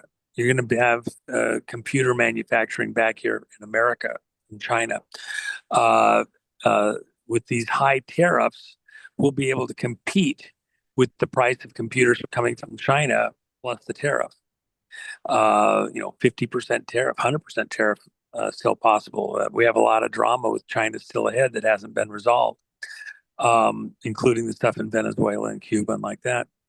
So as all these different types of businesses come back to America, and by the way, there's about 3,000 different applications of silver within industry for, electrical conductivity, for medical. Silver is the sterilizing agent, antiseptic. And so there's lots of applications, not just a tiny amount where silver is there. There's lots of different things. It used to be we used silver in film, but we don't do that really anymore. Very, very, very minuscule at this point in time. But there's other applications for silver, just no end. If silver was to go to $300 an ounce, it would virtually have zero impact on demand for silver for industrial applications because it's still the cheapest and the most effective and efficient for most of the places it's applied, and it's a small component in the overall cost. So even with silver, 6 or 7 times higher than it is right now, demand for it's going to stay relatively stable. In fact, as America turns back on and industry returns to America over the next 2 to 3 years and 5 years and beyond, look at all the money that Trump's got foreign entities to agree to invest here in America. The Saudis were going to invest $1 billion, and they turned, or Qatar, I should say, and they turned around and Trump says, well, why don't you make it $1.5 billion? And they did. They're going to buy all sorts of stuff here in America. It's American built. It's going to return jobs to America, but also returns industry that needs silver in all sorts of componentry and applications. So instead of shipping it in from offshore and paying the 50% tariff, it's going to be cheaper to buy it right here at home and pay a higher price for it. And that's and if you're not increasing production, because it's going to take a while to turn that back on, the demand on existing silver is going to go to the moon. I think silver's got quite a ways to go before this is over within its industrial application. And by the way, you're also talking about silver going up for other, monetary reasons within what Trump is going to do with U.S. Treasury in monetizing our currency as U.S. Treasury certificates as opposed to Federal Reserve notes. We're shutting down the Federal Reserve, pushing them to the curb, kicking them out. They're a private banking group running their own notes and charging us for it. We're going to do Treasury certificates backed by real gold and silver, our own currency. We should be paying these smart asses running out of the city of London for anything. We're going to take back control of our own money printing. It was a political rack to have ever allowed that to happen in the first place, to go that direction. So, a second. You guys probably don't see it because you're off on the other pictures there, but I get about 1 billion calls a day. So I've had several even just in the last minute or two. So I apologize if I got interrupted. I'm showing the coins that you guys have on the jennifermax.com. I'm so glad I got all these coins early on. Oh my God. Now you're going to raise prices again, I'm sure, on Monday, right? Yeah, I told folks I would hold off and see where we ended up on Monday's trading. The stuff that I have in stock right now, I bought at lower prices, a month and a half ago, so I can afford to let it go at a little bit lower price. I get marked. The whole reason of the coins is to help people to maybe just pay attention to the market. Then they're collector, they're fun for various other reasons. So I do have over at All Patriots at gumroad.com, which is where we sell kind of more of the volume. Jennifer sells them one at a time. I've got some packages over at All Patriots that for those that are in the right position. I didn't raise prices like I should have, but I did do a special thing where I added an 11th coin, one of our 2023 coins. I had some in my stock drawer. So I was saving for stuff, and I put those. So we got enough for several dozen of those to go out. And that's actually a pretty good deal. If you look at it, it's about 27 or 8% under what I should be charging on, or what I will charge probably come first of the week as I look at prices. What I do expect to happen here, just so everybody's clear, there's so much suppression within the metals trades with huge positions within some of these banks and black money groups, that they've been successful in pushing prices down on silver periodically and pretty regularly near the ends of the months, beginning of the months. So if they follow what has been normal procedure for them, I would expect to see prices roll back $2 or $3 from wherever they end up in the trading on Monday during the course of the rest of the week. That said, that brings it back probably to about whatever the price was Friday when they closed down, and then continue to bounce up. The pressure is mounting. It's so great. And then a lot of the companies understand that, they've got end of the year tax positions and things like that. When they're using silver as an industrial product and the tariffs are kicking in, they need to grab inventory, physical inventory. The issue at the beginning of October and the beginning of November were both silver delivery issues, end of the month delivery issues that spiked price. They're going to have that on steroids right now and again at the end of the year. And so a lot of companies are trying to get ahead of that. So there's a lot of pressure that, that's why I'm saying silver will be at 70 fairly quickly. That's the next breaking point. 50 was the last one. Yeah. It will, head pretty quickly there, and I expect that over, literally this month of December. Well, those are good And prices that you had over all Patriots. I was looking at that. I showed it on the screen. You buy the packages. That's an exceptionally good deal. yeah, well, Looking I at try to right I now, try I'm to be as, showing the trading view, and we're over 2% right now, 2.8, oh, and we're seeing crypto dive down. It's imploding. Now, you've talked about crypto too. You were very, very nice about crypto. I have not been. I speculated on crypto. I made a lot of money on crypto, but I think now's not the time to be in crypto. well, I've tried to explain to people that Yeah. crypto, they say, well, but Trump's in it, his kids are in it. Okay, everybody take a deep breath. They're anticipating where the president has said he's going. He wants us to be the biggest Bitcoin people in the world, okay, and have essentially a vault full of crypto for helping with their treasuries and like that. What isn't fully understood, the blockchain, the cryptos, are great ledgers. It's a distributed ledger. It's like a ledger is like your account book, okay, and so your checkbook, whatever, where you keep a receipt. So by having it distributed across the planet, computers all over the planet that participate in recording a particular number, if you will, code, whatever, so that no one person is the sole place you can go to check and make sure that a transaction is real and everybody's in on it somehow. In this distributed ledger that's in computers and people all over the world, you can record something and you can't go cook the books and change the numbers in every single computer, allegedly. Although certain computing things, maybe that's not as impossible as it sounded, just not with the tech that was around at the time. So with that in mind, unless it's offline, then it's not relevant. So with that in mind, we're going to use Bitcoin and Ethereum and some of these other cryptos, even the XRP and all that stuff, to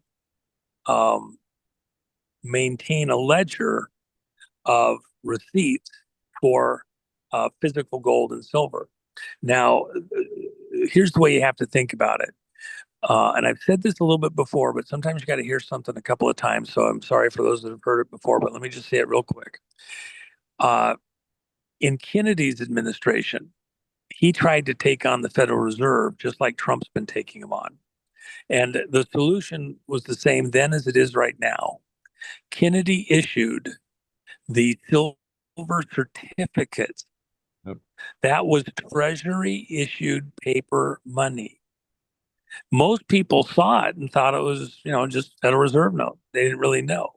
Then as they got more clued in, and those that were really paying attention realized the silver certificate said that right on it, had a seal on it, and everything else had a number. And that number tied every silver certificate to a pallet of silver in the control of the Treasury, in the vaults at the Treasury, with silver. And they couldn't print more silver dollars or silver certificate paper dollars than the amount of silver on that pallet. The serial number tied it to a pallet of real physical silver. The Federal Reserve notes aren't tied to anything. So it was silver-backed paper money. And you just had a receipt for your little piece of silver sitting on a pallet in the Treasury vault. When President Kennedy was assassinated and Johnson came into power on his fourth day as president, including the day that he spent half a day as president after he was inaugurated on the plane. Right. On his fourth day as president, he rescinded the Treasury printing of money, silver certificates, and recalled all of them from circulation. So any bank where you go in to do a transaction using a silver certificate, they'd suck it up and they all went back to Treasury. They'd get back Federal Reserve notes in exchange. All of those were canceled out. The people that wanted to be collectors, a tiny fraction of the whole number, they're holding on to it as a piece of paper. You can't redeem it at the Treasury for anything because that's been rescinded. But you could, at that time, you could get silver dollars. You could get silver half dollars. You could get all of your money had silver in it, had a percentage of silver in it. That's why we say collecting pre-64 silver coins. Okay.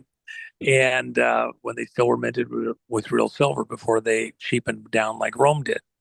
What Trump is going to do is he's going to, and he's doing it by degrees, he's shutting down the Federal Reserve. But on the way, I was gonna Go ahead. resign tomorrow, right?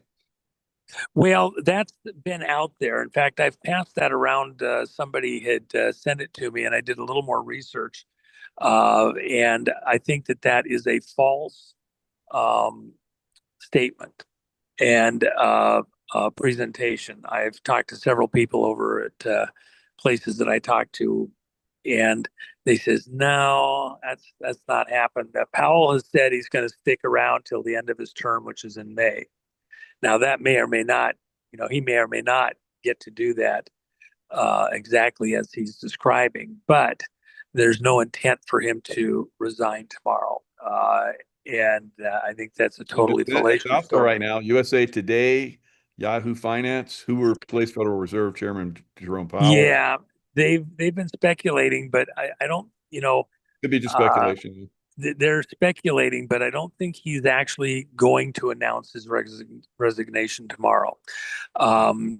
It may not be, he may not make it through the week. And I will tell you this, the heavy move in silver is, there's an aspect of that that ties to the Federal Reserve and Powell's location there. So we will see. And I can tell you this, if in fact he does make an announcement and step down this week, as soon as tomorrow, although I don't think that's exactly what's going to happen. But we'll see. I could be wrong. Washington is one great big huge rumor mill. So Sure. one person starts a rumor and then it gets passed to several other people and they play on each other's credibility. And so they do that because they're trying to influence things like the markets. Okay. And then when the rumor turns out to be true or not true, people's credibility go up or down for the next thing. And in fact, three-letter agencies, a lot of times they'll feed information to a specific target over and over and over so that they have credibility. And all the intervening times are relatively, not that big of a deal. Then when they got something that's everything, the moon and the stars, they'll feed that exact same outlet information. They publish it, send it out to friends, people act on it. And, but that time it goes a different direction and favors other people. Well, I was just wrong once. I was right 9 times. So you really do have a lot of disinformation in the Washington, D.C. rumor mills, even from credible people. And then decisions change. We had a understanding that Tina was going to be out on or before her birthday, and everybody basically did the handshake over at Justice and everything else. And then at the last second, that got pulled, and Tina wasn't out on her birthday. And the people that were in the loop on that were not bit part players, even back all the way to the White House. So even when you have a pretty good piece of information, it's something that's going a particular place, shit happens. People have different attitudes. Somebody else calls up and says, no, we're not doing that. Somebody higher up the food chain gets wind of it. Remember, anything Powell's doing is tied back to the banks in the city of London. Powell's not his own man. He's not doing this because he's in charge of the Federal Reserve and doing whatever the hell he feels like. No, somebody's got him there. No, you're not leaving. You're holding that position until we tell you can go. And, there's people further up the food chain pulling his strings. And it's not just President Trump. Yeah, but I think President Trump is going to put somebody in there that's going to help to bring that system down. Yeah. IRS go away, all that stuff. It's coming. It's crazy. Well, it's not so much what the deal is. It's actually Trump switching to Treasury for Right. essentially our banking. So let me just use this as an example. We print money and send it out to Social Security recipients. We send it out to Medicare, Medicaid providers in the medical system for patients being treated. Stuff with the VA. Even contractors building military components and parts like that. Our federal government sends out massive amounts of money, and then they send it to states for activities within the state. So they send federal money to states to do all sorts of things. As President Trump switches from using Federal Reserve notes to meet those obligations to using Treasury certificates with the gold and silver on deposit. By the way, why do we have to do an audit of Fort Knox and other locations? We have other locations that do the same thing as Fort Knox and storage locations. And so as we do an audit, then we can look at what our obligations are and assign a value to paper certificates, gold or silver, and then send those instead of sending Federal Reserve notes and dots and tittles on a computer screen that represent that the same as paper out to meet these obligations. And by the way, that's where Bitcoin and all the other cryptocurrencies come in. If you create a chain based on, let's say, Bitcoin or Ethereum, the banker's coin, and you create a chain off of that which attaches a certain value of gold or silver within that specific chain,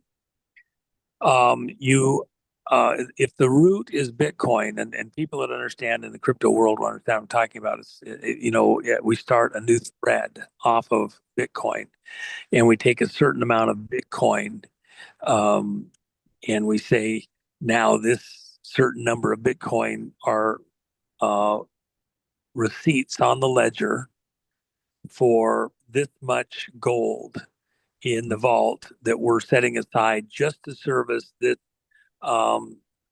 section of Bitcoin. Let's call it Bitcoin 2. And so if you own Bitcoin 2, it's built on the Bitcoin ledger. But if you have Bitcoin 2 money or crypto, then you can turn it in. And let's say the Treasury's in on it. You can go to any Treasury location and demand your gold coin or your silver coins for that that's there.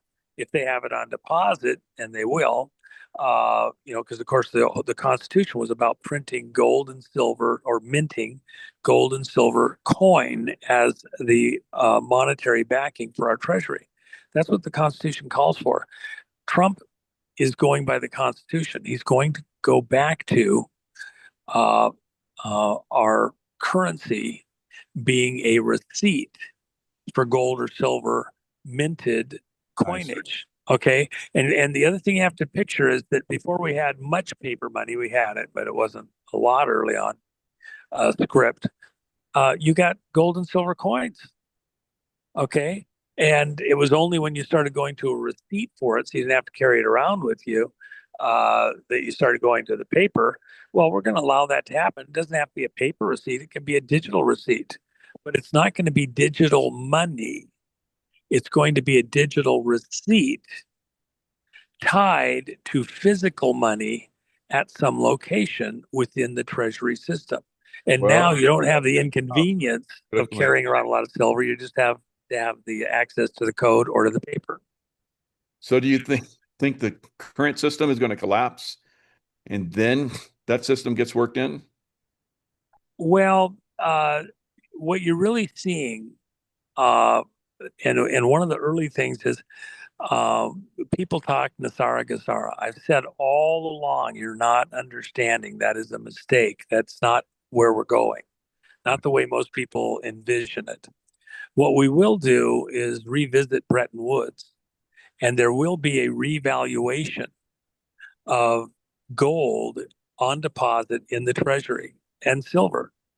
And that new valuation will then become the basis for whatever we're going to pay off in debts. Now, the gold and silver right now are at fractions of the price of gold today and silver today. They've never been revalued based on the current market. And by the way, within the Federal Reserve System, they don't want to revalue it. They want you using the paper, et cetera. But when you go to cash it in, you want to, clear our debts, these, trillions and trillions and trillions that we owe, supposedly with obligations, future obligations, et cetera. If you revalue our existing gold, you don't have to do anything to anybody out in the world's gold. Okay. They can keep their gold. We don't need to confiscate the gold. That's not what's going on this time. We don't need to confiscate anybody's silver. We have a lot of gold on deposit. Some gold that's owed to us that was stolen from us that is technically on deposit, just been misdirected somewhere, and we'll go bring it back. If you revalue our gold to where it needs to be, where it appropriately should be, it's something around $20,000 an ounce in Federal Reserve notes. Wow. Okay. But the Treasury note or Treasury certificate is tied to the physical gold and silver, and you can denominate it whatever you want. That Treasury note, let's say we tied it to gold right now. Say we tied Treasury notes to gold at 42 or 4,300 right now, 4,400, whatever it is today as it's gone up. Right. If we tied any new minted, printed Treasury certificates, one Treasury certificate, gold dollars has a trading value of 4,400. Okay, 4,400 what? Federal Reserve notes.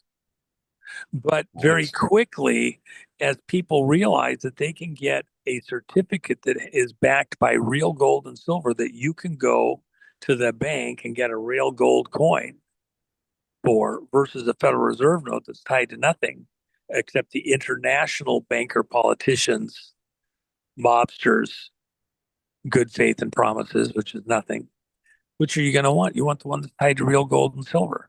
So what will happen is a very organic, natural switch. As if you have a Treasury certificate that today is worth 4,400, and the value of gold goes up to 20,000 Federal Reserve notes, did the Treasury certificate change in value? Only as it relates to Federal Reserve notes. The Treasury certificate didn't change in value at all. The Federal Reserve notes went down in value. Just like if you had a gold coin, you have to think of it differently. The gold doesn't change in value. It's very stable in its value. So one Treasury certificate worth 1 ounce of gold. What really happened is the Federal Reserve notes went down in value. It takes more of them to buy the same amount of gold. So by tying everything to physical gold and silver, you end up with a stable coin if you're talking cryptos. You end up with a stable paper if you're talking receipts, certificates for your gold or silver on deposit. The only thing that goes down in value is the ones that have no control on them at all, except the price of paper and ink for a printing press and somebody to run it. That's the one that's going down in value. Is that click for, am I saying the way listeners are going to get? That's the best explanation I've ever heard. Makes a lot of sense, and I see us going that direction. Yeah, Trump will do that. He just pays the bill. Happen. Yep. He just pays the bill in Treasury certificates. Yep. Pretty soon they're in circulation. If you're on Social Security, I'm afraid I'm not going to be able to pay my rent this month. I don't know what's going to happen. Trump's going to mess it all up. He's paying in a Treasury certificate backed by gold. The guy that you're paying the rent to, you might give him half a certificate next time because he agreed to take the rent based on the Federal Reserve notes. Okay? Right. You're going to be fatter, man. If he just pays all the bills of our government in treasury certificates, problem solved. They go away and we're strong. It's almost overnight. Beautiful. Yeah. Great explanation. Oh, Right, Juan. So much information you shared today, as always. We love you. We love your information. It's so great. So thanks for coming on and sharing today. And thejennifermack.com and yeah. Patriots, patriots.com. What is it? Patriots, All, Gumroad? all Patriots All Patriots. at gumroad.com. And by the way, just a little aside down there in your neck of the woods, there's something that is going to happen middle of the month there over at Mar-a-Lago, and it's going to be kind of fun. And I think the demand for the Megador jackets will go up significantly after that event. So if you haven't got one already, Jen has just a few. I've got some signed ones over there at her site. You might want to We got grab blankets. We got it all. We got a beautiful blanket. We have it on our couch. We snuggle one. up Well, with you that know thing. what? Oh, tell me if I'm not. Tell me if I'm speaking truth here. Is that blanket one of the best blankets you've ever had? Yes. Seriously?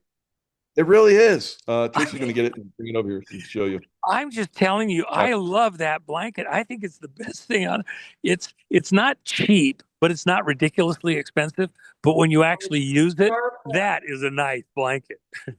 Sharpa every night. You just want to wrap yourself. I do. This is my couch blanket. Grace Tracy's modeling it. That's great. It's a exceptionally well made blanket. It is. And it'll keep you warm. I Survival blanket. I had somebody sent me a note the other day. Their mom wasn't feeling good, and she didn't have a good blanket, so they live like a few houses away. So this gal took her blanket over to her mom, and the mom is like was a Biden Obama supporter, okay, and she had the blanket upside down. She didn't want to see the top side of the blanket. Then she figured out it was warmer if she had it so that the image was out. And then a few days goes by and she's over visiting her mom and she says, he is actually kind of cute. She likes the imagery. So apparently some of her girlfriends came over to visit her. I love it. while she's not feeling good. Oh, you're now a Trump. Oh, we love you. We're so thankful. You've seen the error of your ways. She's apparently decided that now she is kind of okay on Trump at this point in time, and it was the blanket that did it. So, I don't know. Nice. She's warming to Trump. And then you have the winter football games. That blanket. I've had lots of people going to the football games. They throw it over the shoulders, and it's such an iconic statement, man. I just love it. So, anyway, it is one of the best things on Jennifer's site. If you're looking for something for Christmas gift, that blanket, man, is epic. So good, anyway. No doubt about it. Yeah, and then if you are wanting to get of course the silver deal, coins. Yeah, if you want a decent deal, all Gumroad or all Patriots at Gumroad, I sell them in quantity there, and I give a bit of a break. And that 11 coin package there is an outstanding deal. I mean, I may pull it based on what's going on in price, but once we see the close on price today, I'll have to decide if I got to up that price or not, or if I hold. Yeah, because it can zoom up and then zoom back down, so you never know. Yeah, so I kind of held it. While we're speaking, it was up close to 2.5% up. Now it's about 2.6. Oh my god, that's huge. Oh my gosh, yeah, I'm thinking, okay, maybe I better not get caught strip-footed. But anyway. All right. Love you, bro. Appreciate I always appreciate love you too, man. Your audience and getting a chance to talk. And we really appreciate you too. I expect I'll be out that direction because of this stuff going on middle of the month. So maybe we get a chance to cross paths. Yeah, that'd be great. I love it. Okay. All right. All right, folks. Thanks a lot. Yeah, for sure. And I'm going to enjoy the last little bit of spray before sunset here. And it's already sunset in your neck of the woods, but we still got a little while to go here. So got a little bit more. All right, bro. All right, bro. Thank you. All right.